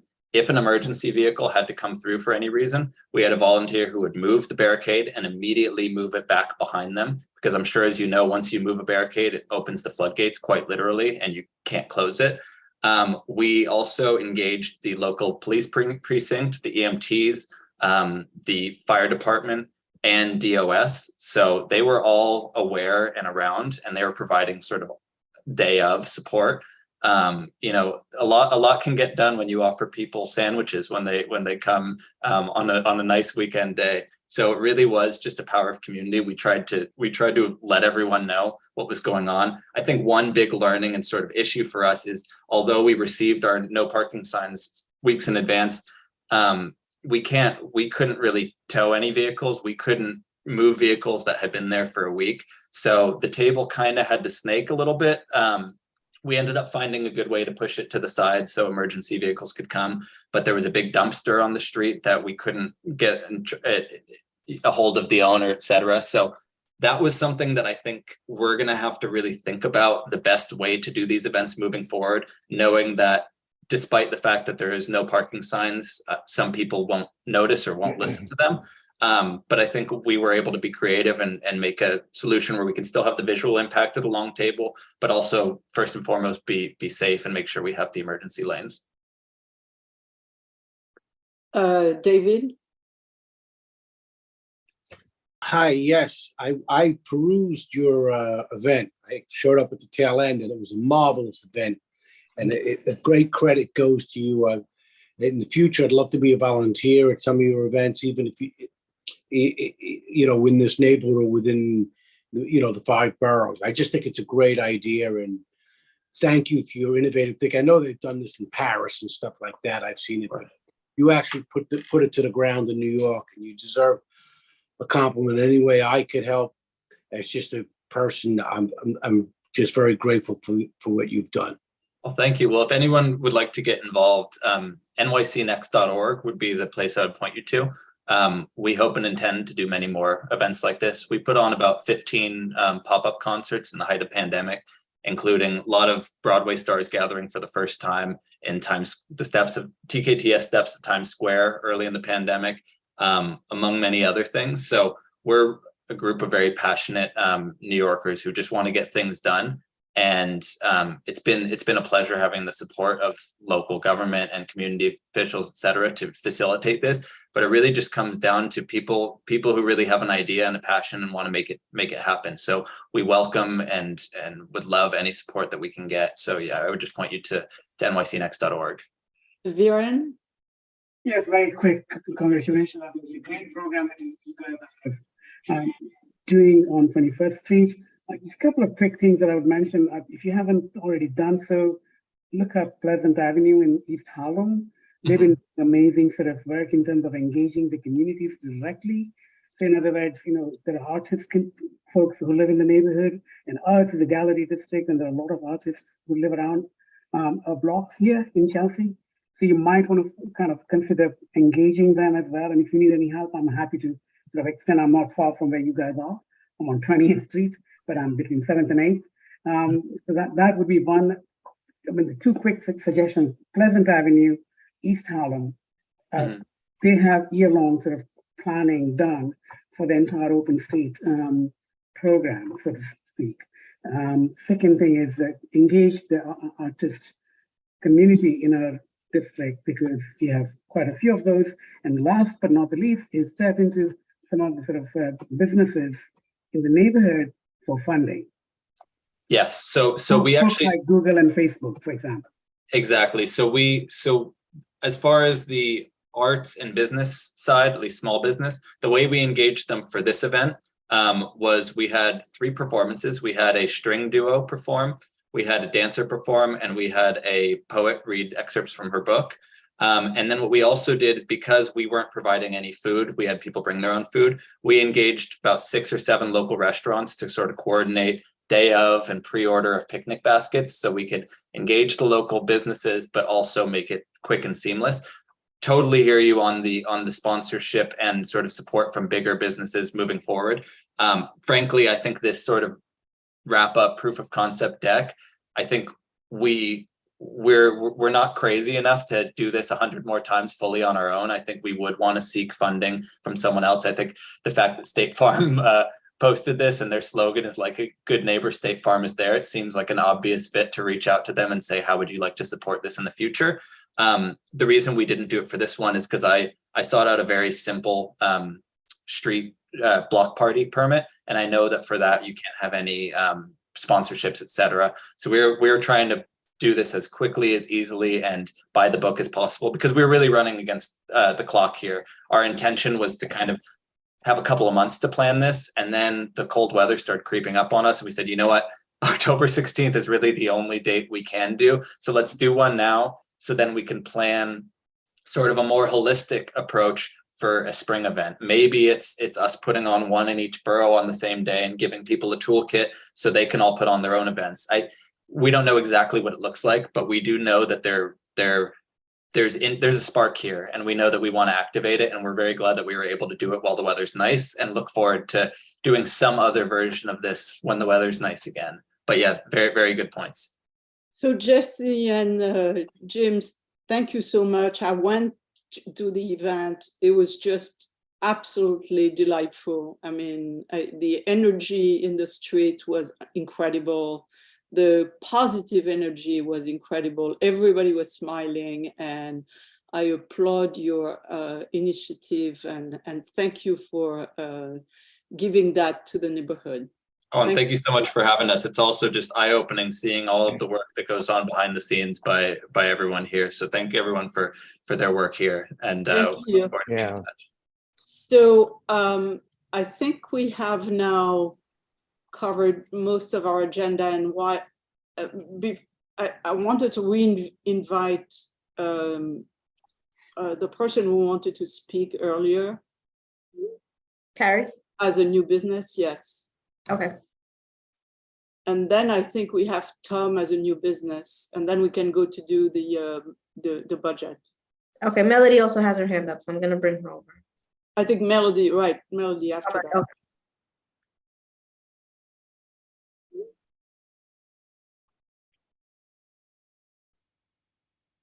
Carrie, yes. Hi. Hi, Carrie. Hi, can you hear me? Yes. Okay. So tell us what is the issue first, before you give us the whole story around it. Okay, it's regarding my block at 16th Street. Is this the platform, or is this the time, the point in the meeting where I can discuss that? Yes, but I'd like to know the issue that you want to talk about. Okay, so yeah, I'm going to tell you.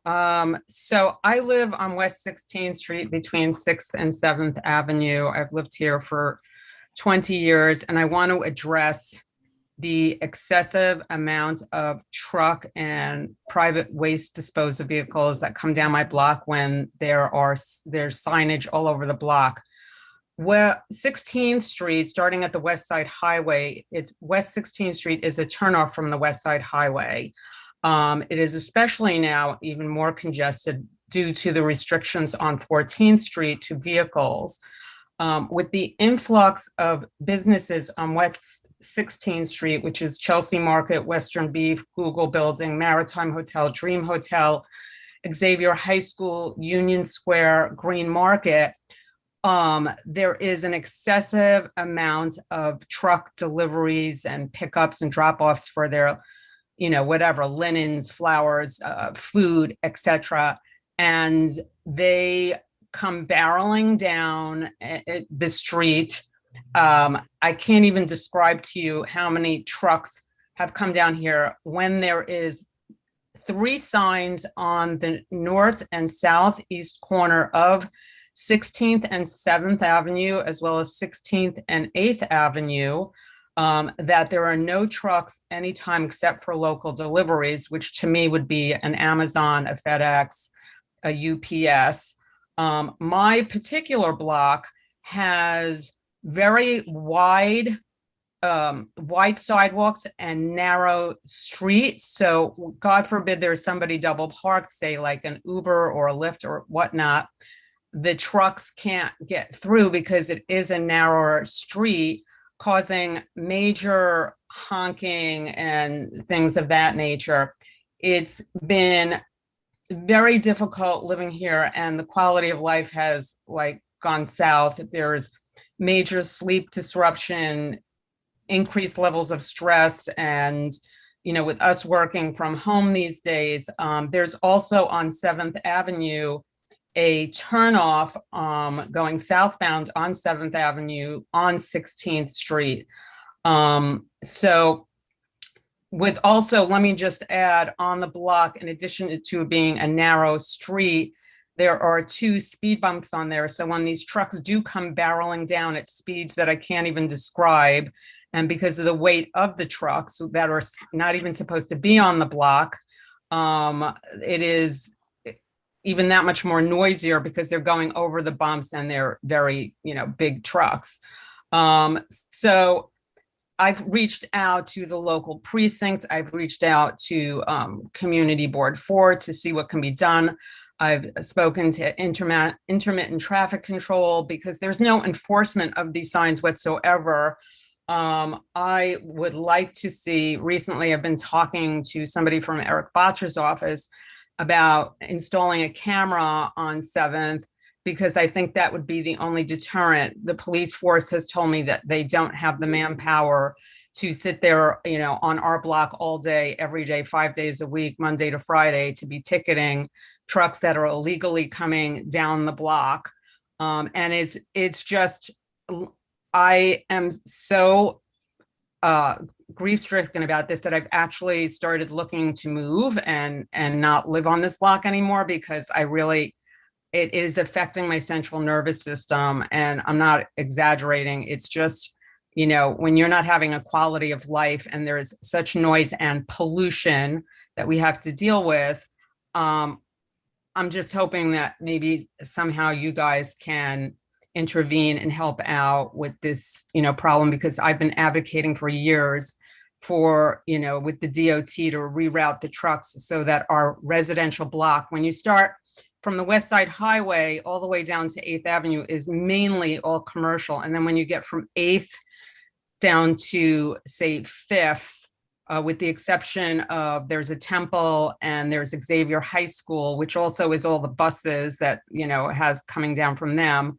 It is residential, but if you go west, it's more commercial because of the gentrification of the meat packing in Chelsea in general. So I'm just hoping that, we can do something to problem solve this, because it is, you have more of the resources and you can make our block more livable for the residents on this residential block. And also, the one other thing that I want to add is, with all these businesses that I've mentioned, Chelsea Market, Western Beef, Google, they all have private sanitation carters that seem to do all of the garbage pickup for those businesses in the wee hours, starting at like between 11 and midnight. And so in the middle of the night, trucks are very, very noisy. And so, I've also been in touch with the private sanitation carters that take care of that to see what we can do for that. But I just don't have the bandwidth as one person to do that and have the resources. So I'm hoping that, somehow you can help make it more livable. Mm. Harry, this is a very big problem. I remember we talked about that a long time ago already. And I have to be honest with you, I'm not sure what is the solution. I mean, enforcement would be the solution. If you wanted, we can support installing a camera. I don't know whether the DOT does that, and we can write to the NYPD to do a special enforcement there.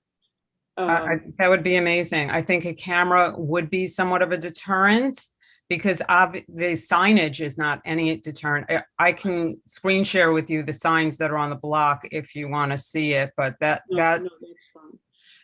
So I think those two things we can do. I don't know what anything else. Well, I have one suggestion, because 14th Street was restricted to vehicles other than like trucks, buses, and emergency vehicles, and maybe drop-offs and whatnot to residences and garages. Mm-hmm. I am just curious if there's any way to close off 16th Street as a turnoff on the West Side Highway to get from west to east, because in addition to all the businesses that have popped up on 16th Street, now you have cars that if they want to go from westbound to eastbound and they have to make the immediate first right. They can't go on 14th, but because it's a turnoff from the West Side Highway on 16th. So in addition to all the trucks that have been here, now we're getting an influx of regular vehicles that are avoiding 14th Street to use 16th Street as a viable option to cross town from west to east. So we're getting double hammered in some way. So for me, a solution would be maybe closing off the West Side Highway as a turnoff on West 16th Street, installing a camera for sure, and more enforcement. Well, another way to do that is to make your block an open street. Or make the block an open street. You need to get a few citizens working with you and make the block an open street, and people won't be able to go through it. Yeah, unfortunately, unlike some of the other. I'm just joking. I don't think that's going to be a battle I can win. I think like other blocks, I went to that meeting on Saturday where they did that for 21st Street, I think it was. Right. Yeah, and I was so impressed with those people of how they rallied together. Our block is not as active as they're more complacent. So I can't be the only one. Everybody complains to me, but nobody does anything. None of them are here at this meeting or any meetings. Even when we had the M7 bus, other than maybe Paul Gronke and myself, like there weren't that many people that I can. So these are the two solutions I can propose that we support in a letter, if this is okay with the committee. I mean, I don't know anything else. Unfortunately, this is one of those things that we don't have a magic wand, Right. So is everybody in support of those things? Yeah, Charles. I just wanted to mention that if congestion pricing starts next year, people will have to spend money to leave the West Side Highway and go down 16th Street. So that's not a short-term solution, but we can hope that will improve the problem. And the other thing is that the Meatpacking District is studying redesigning 14th Street, so maybe give more direct access to the highway. So that may help also. Charles, my question to you is about the congestion pricing on 16th Street. I don't think that would deter the trucks that are doing deliveries, say to like Chelsea Market or Google Building, or, you know. Oh, that's It may not deter them, but they'll have to pay money, which is a deterrent, hopefully, to maybe make Okay, less frequent so- stops. Well, their companies will have to pay money. It's not going to directly, affect the drivers. So I don't think that, I hear what So, you're saying, and that yes, is Carrie, definitely. hold on one second. So David, quick. Yeah, one of the things is loading zones would decrease all that, which you already have, I believe, on your block. The other thing is, We have I five think- loading zones on our, we have 5 loading zones on right. our I block. also, like you mentioned, camera enforcement, because the police aren't, and obviously Oh, so this we is just said that. out of What our about, control. what about something else which we didn't say? Okay, she might work with Mark Levine, came up with a plan about all this too, I believe. So she might contact Mark Levine's office. He might have some, or a staffer might have some solutions to this. All right, so I want to know what letter we're going to write. I have proposed a camera and I have proposed an NYPD. I like that a lot. I really. Okay, all right, Carrie, just bear with me. Can I get a motion on those two things? I make the motion. Okay, do we have a second? Second. Okay, all in favor?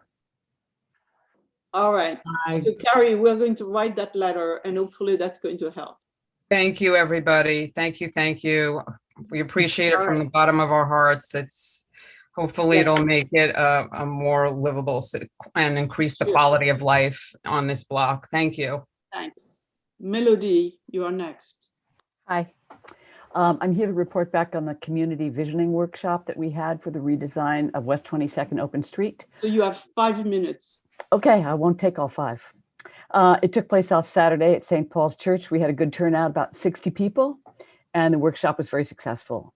People were engaged in discussion at table level with professional facilitators who guided them through the discussion for about an hour and a half.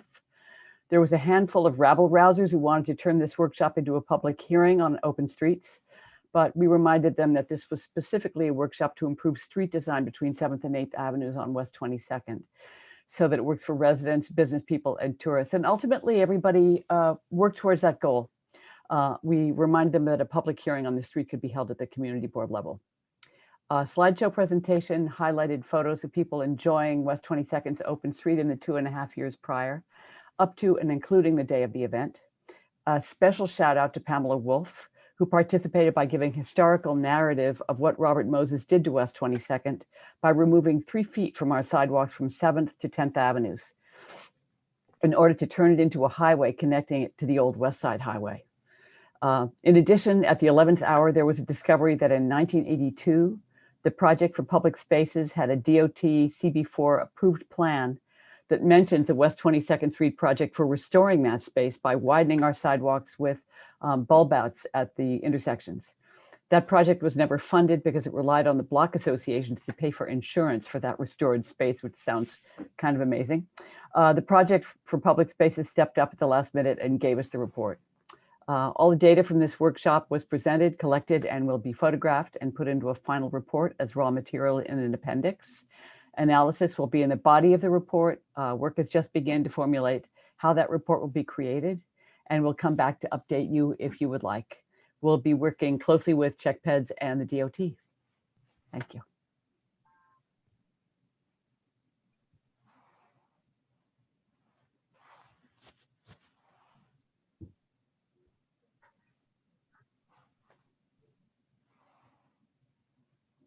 We lose Christine. We may have lost I think we might have, yeah, so Jesse, just go. all right, I'm gonna, if I don't mind, I may have missed while we were waiting for Christine to come back. She's probably panicking. What I may have missed is, was there a general consensus or general outcome from the meeting, or were people mostly in favor of keeping the open? I mean, before you went into it, I thought we had heard from several community members who were generally just opposed to the entire idea Was there a general takeaway or no?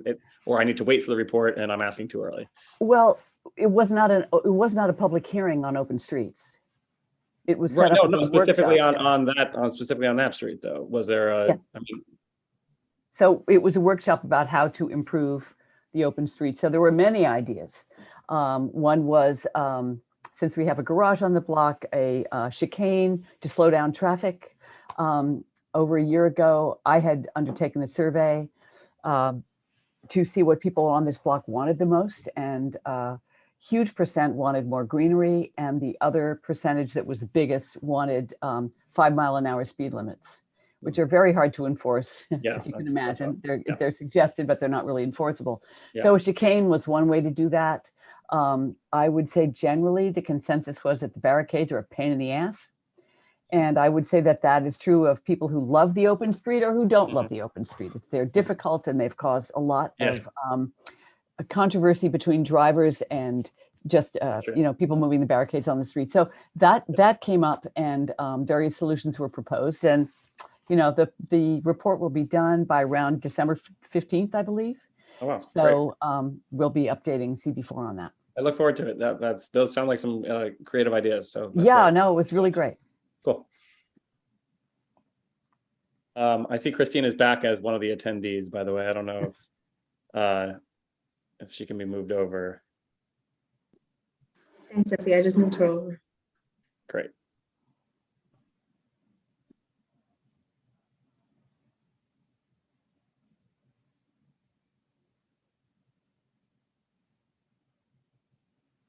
Muted too. There you go. You're back, Christine. Somebody got really upset with me.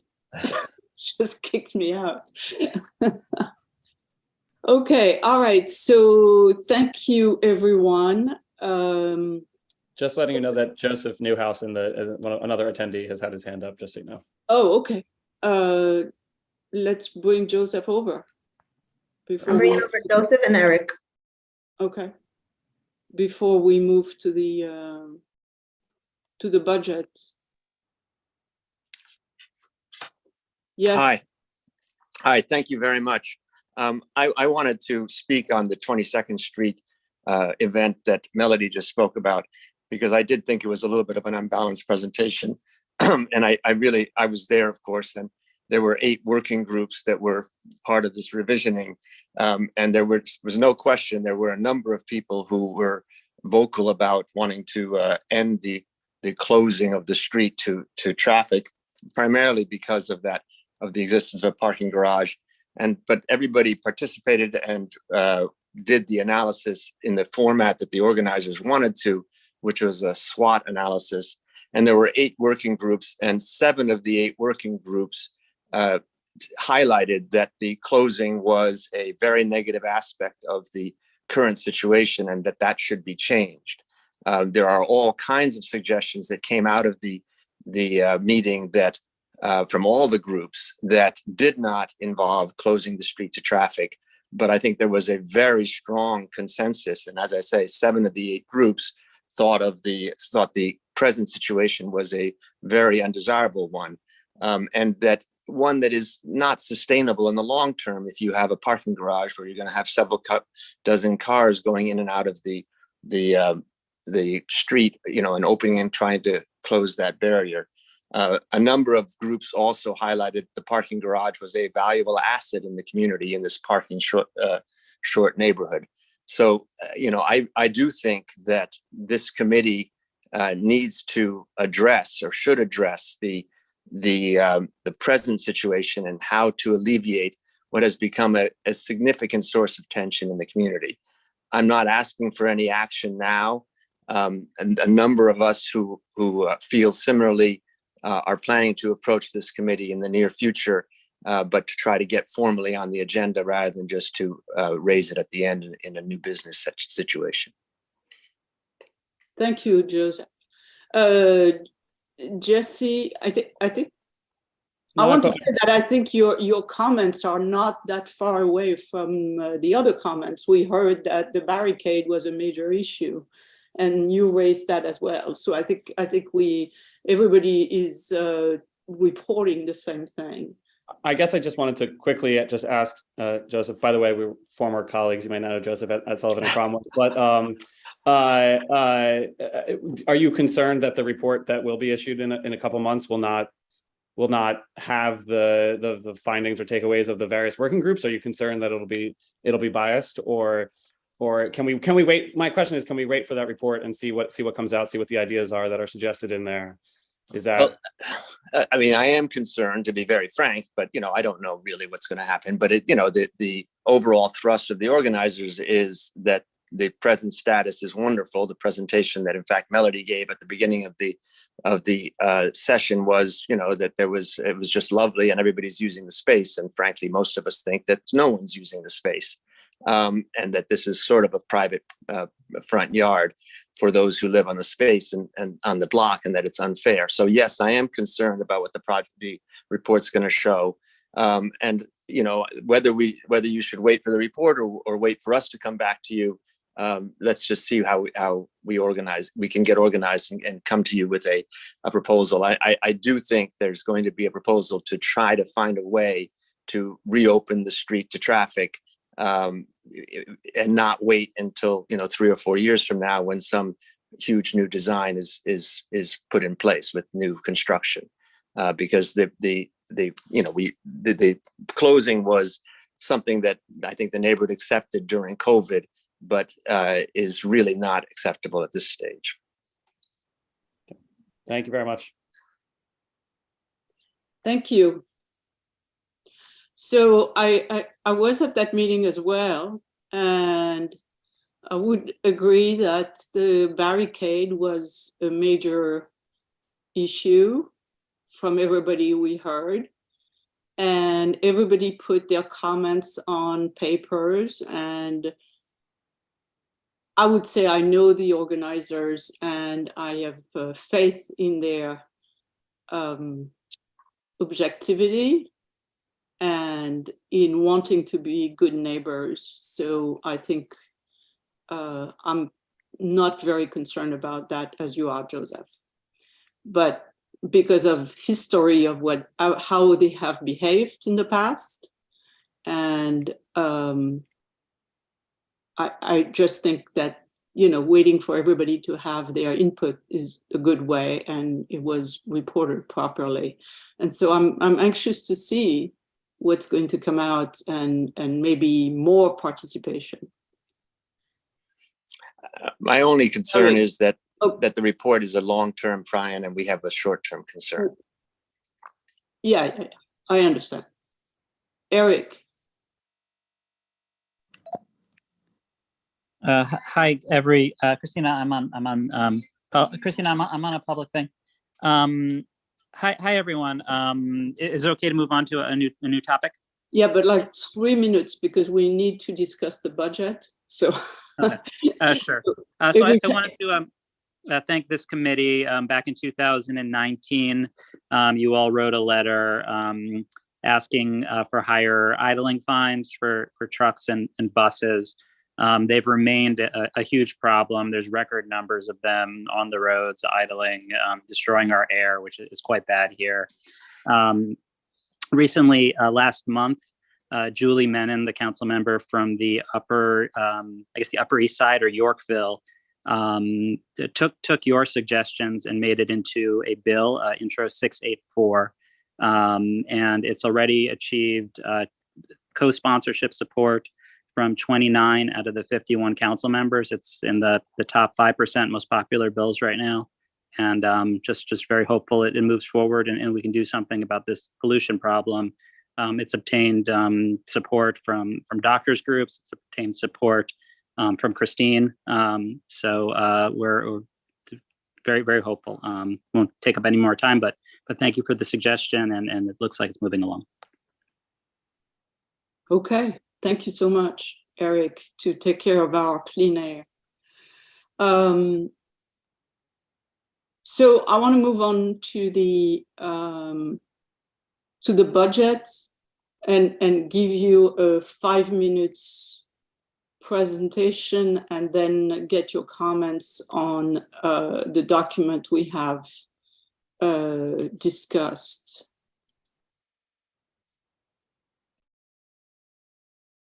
share. This is the one we want to share. So this is really a document I put together in order to give you background on the budget process and really kind of show you what we are talking about before we discuss the fixed items in the project. So first of all, 2000 to 2022, the population has increased by 50% in our district. That's a huge increase. Our area is 1.8 square miles.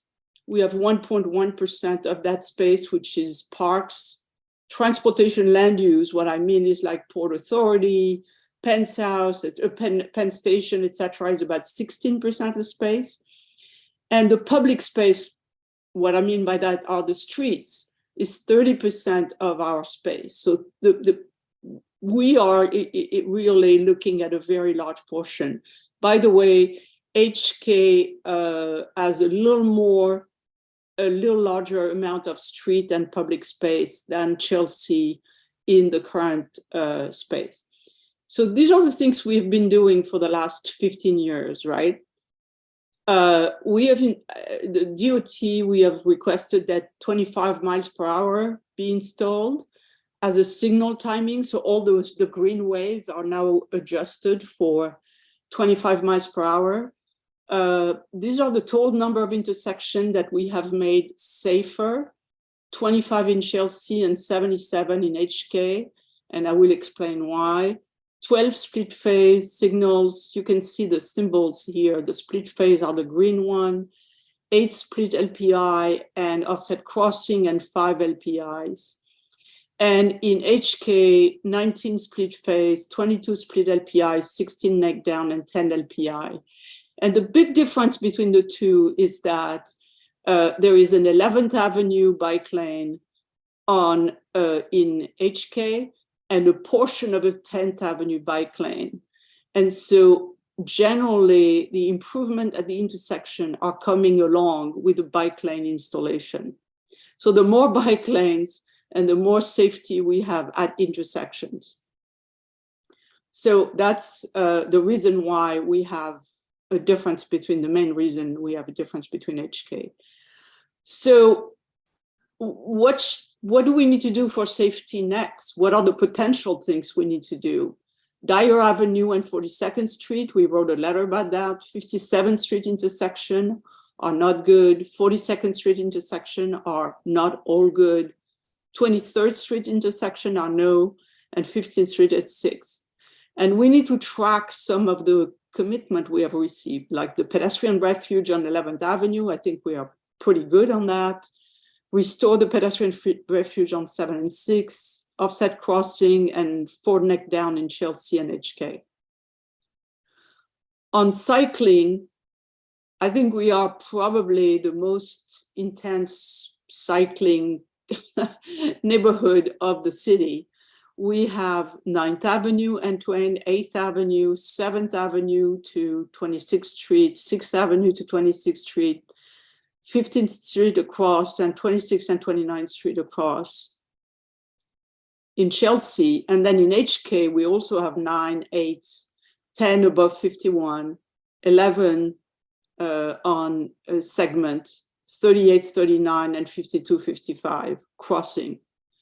So what are the next thing we need to care about is 10th Avenue bike lane, the 11th Avenue, we just saw a presentation, Greenway extension if we can, and green light timing, which means that, you know, we should get the timing of the green light to be favorable to bikes and pedestrian rather than to cars. Track, we need to improve vertical protection and get offset crossing when they repave 6 and 7. So transit, Chelsea got really the bulk of the good transit stuff. 34th Street SBS, 23rd Street SBS, 14th Street busway, and an 11th Avenue bus line, which is not a busway, and the 7th subway extension, which ends up in Hudson Yard. In HK, We have a West 42nd Street bus lane. It's not an SBS. And we have 11th, 12th Avenue bus routes. So it would be nice to get a 9th Avenue SBS, a 10th Avenue SBS, maybe a 42nd Street busway, a 41st Street station for the number 7, and bus stop access on the snow days. This would be all things we don't have. And for walking in Chelsea, we got 8th Avenue widening from 30 to 34, 9th Avenue widening 30 to 33, and Open Street 21 and 22nd. In HK, we got 8th Avenue widening, 9th Avenue widening north of 51st, Dyer Avenue was a little bit widened, 36th Street was widened. We got some wins on the MTN precinct sidewalk, and we got 2 Open Street on 35 and 36. So on walking, we still have a lot to go. 9th Avenue extension, snow clearing at corners, sidewalk maintenance, MTA grates, other precinct sidewalk. And we have a lot of things to track to make sure they happen. And driving and air quality on Chelsea, the only thing which is in the hopper right now is congestion pricing. And on HK, do 11th Avenue one way, Dyer Avenue, contra bus lane, and congestion pricing. And we can do a bunch of new things, which are like a Lincoln Tunnel traffic mitigation, Port Authority, electric cars, infrastructure, congestion pricing, long distance bus policies, and like Lincoln Tunnel traffic. I know it's a little bit of a brain dump. I'm sorry about that, but it's a good recap.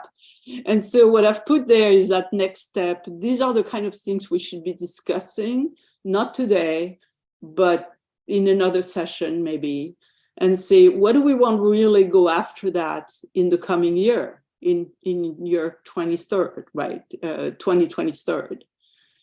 And in tracking, these are the kind of things we need to keep in mind, and these are all the same that what I showed above. So this is the background for everything we've done in the last 15 years, and eventually a discussion of what do we want to work on in 2023. And it's also a background to what should we put in the budget, which is the document I sent to you, which, if you recall, reflects letters that we have sent earlier. So these are not brand new items. These are items that we have on which we have sent letters. So I'm open to comments because I need to represent you on the budget task force and see if I missed any ideas, or if we should change some orders, or any of that. And I'm sorry, it's so much to absorb.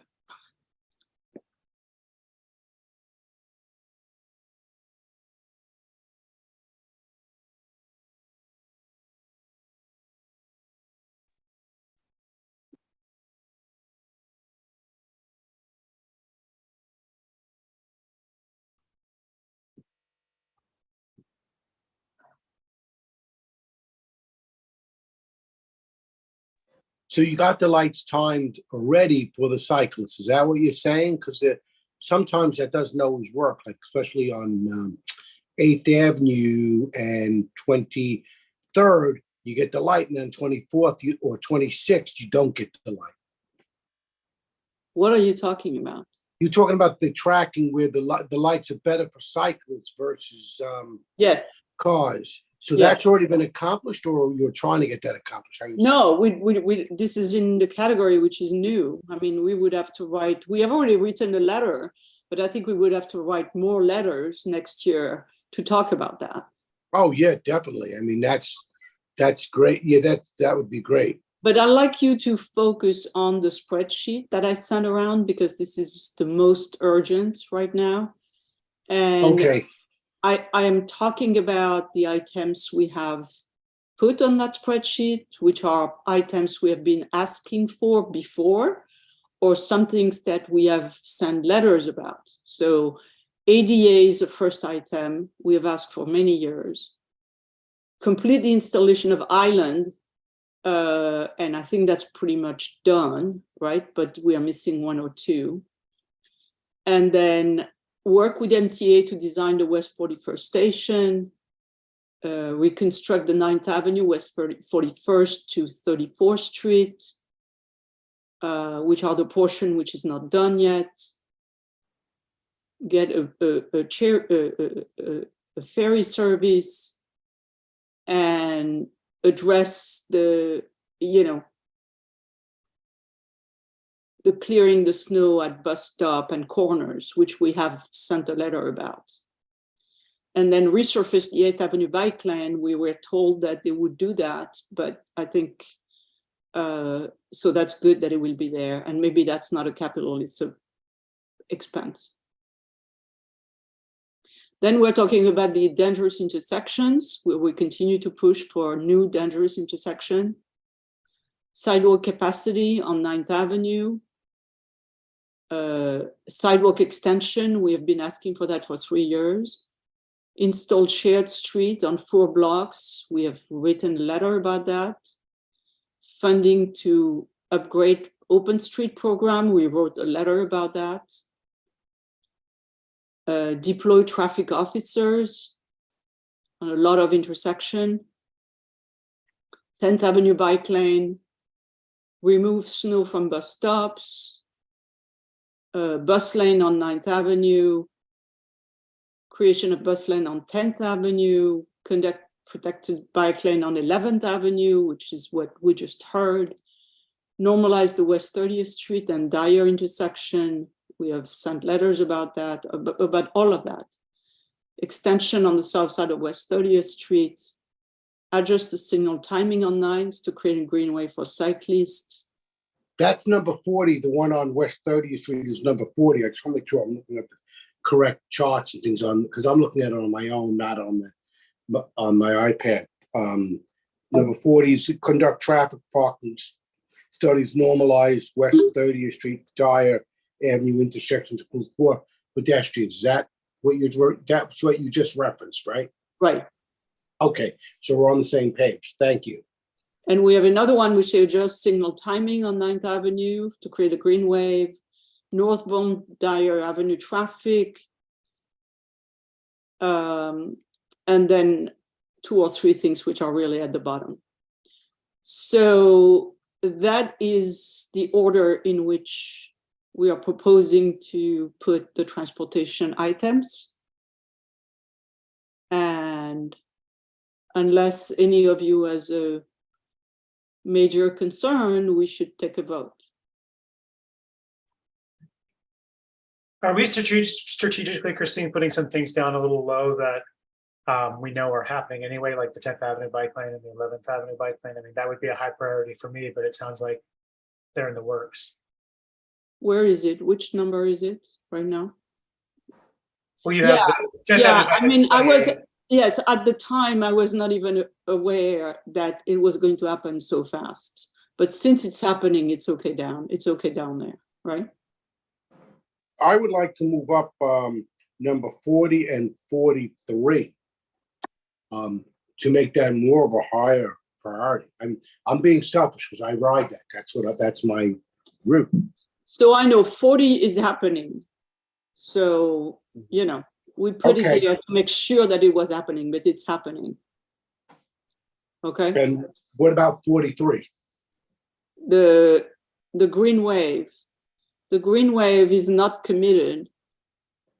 But so that we should really prioritize. In front of what? You would move it in front of what? I would move it like to number 1 or 2. I mean. Oh, no. I wouldn't, because what we're doing is fixing dangerous intersection, which is safety, right? And then the sidewalk capacity is something we've been asking forever. All right, so right behind sidewalk capacity. And the sidewalk extension is already there. Right, so right behind the sidewalk, I would put it behind that. I mean, unless people don't want to, I mean, I'll go along with what you have. I mean, I'm just would like it to me, it's personally, it's a higher priority. I don't know what the rest of the committee feels or how you feel. So how is everybody feeling about that? Where would you move it? There's so many great things here. It's sort of hard. Yeah, it's hard. I know. I think green wave is important, but you know, a lot of the infrastructure stuff is. Well, we can put it just before 36 because we know 36 is happening anyway. Right?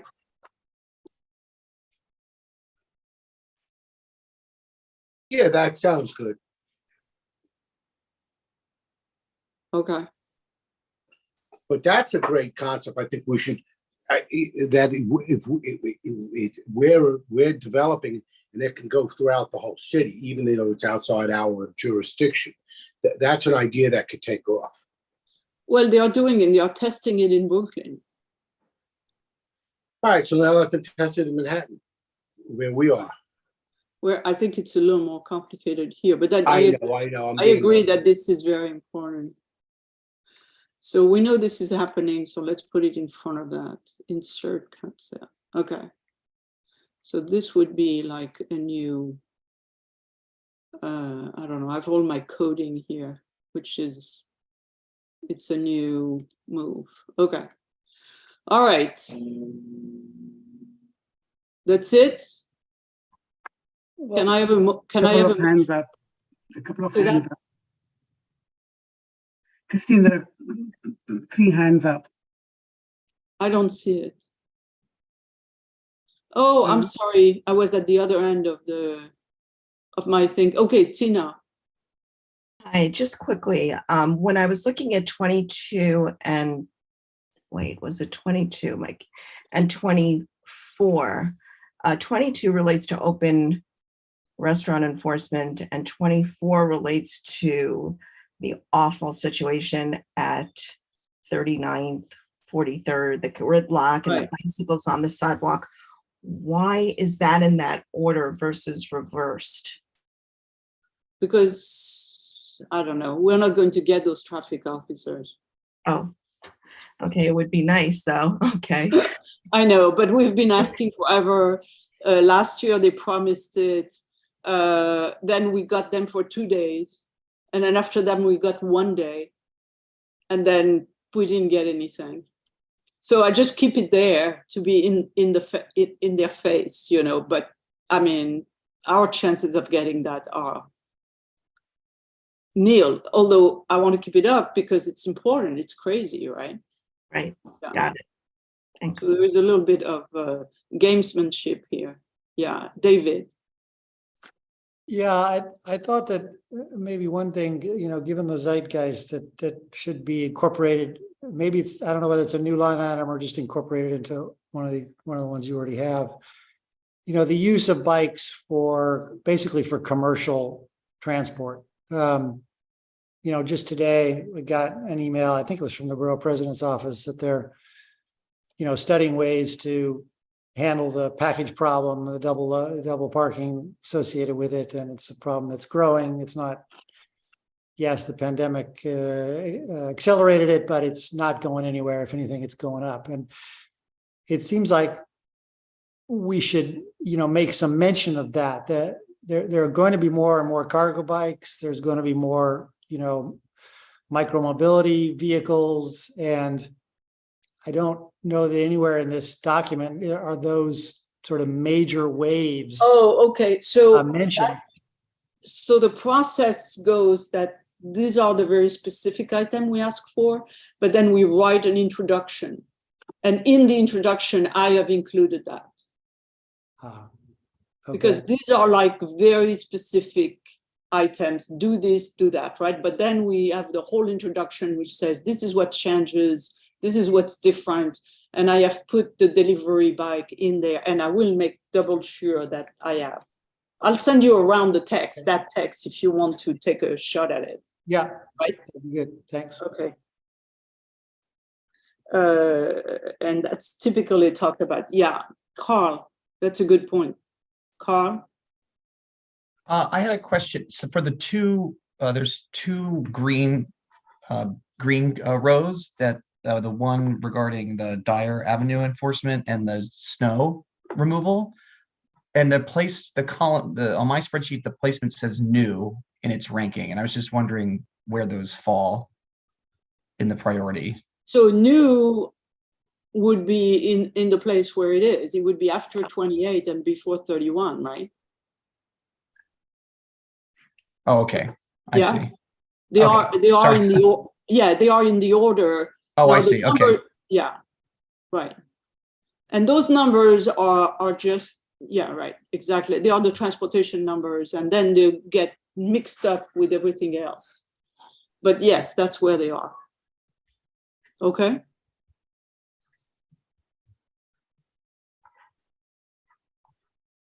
All right.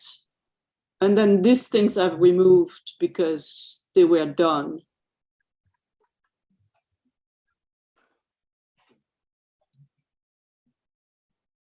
So most of that stuff was there before. Only the green was new stuff for which we wrote letters this year, right? But most of it, everything else was there. And when I put some orange there, it's because I changed the text to update the text to the current situation. Okay, can somebody give me a motion? Okay. Eric and I see David have their hands up. David Solnick, or is that an old hand? I think it's an old hand, right? Yeah. Okay. So I make the motion. I make the motion. I'm sorry, Eric still had his hand up from the public. I just brought him over. Hi, everyone, again.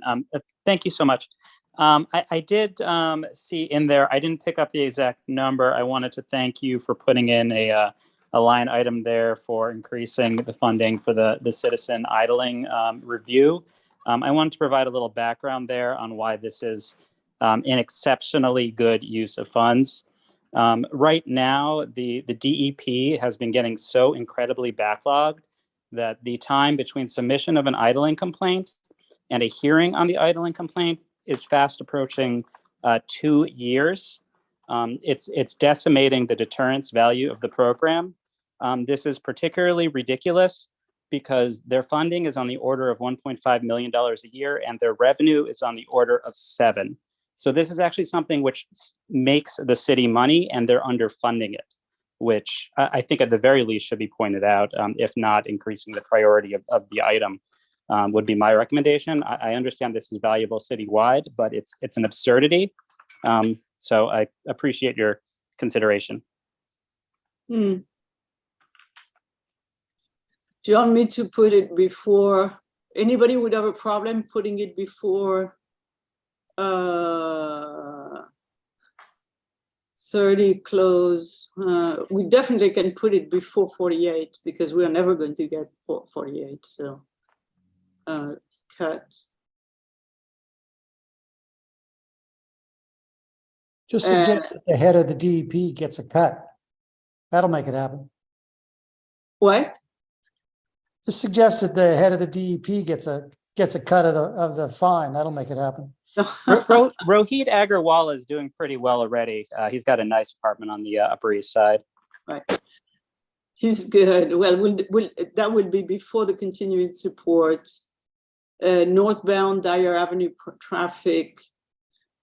We could put it cut before that. Okay. All right. That's it. One more hand. Michael Harachi has his hand up again. Oh, everybody's going to negotiate line by line. Oh, never mind. Put his hand down. I'm driving. Okay, all right. So we had a motion from someone, David, right? And David Warren. Yes, And then we had a second. Do we have a second? And the other David. All in favor? Anyone opposed? Oh, Alice says. Oh, anyone opposed? Anyone present but not eligible? That's a wrap. We have it. Thank you very much for a lively Motion to meeting adjourn. and a lot of good input and good discussion. Thank you, Christine. Have a great evening, all Thank of you. you. Good night, Christine, everyone. thanks for your hard work. You make it look so easy, but it's You very do. difficult. Yeah. Thank That's you. amazing. Thank you. Night, everyone. Doesn't look easy to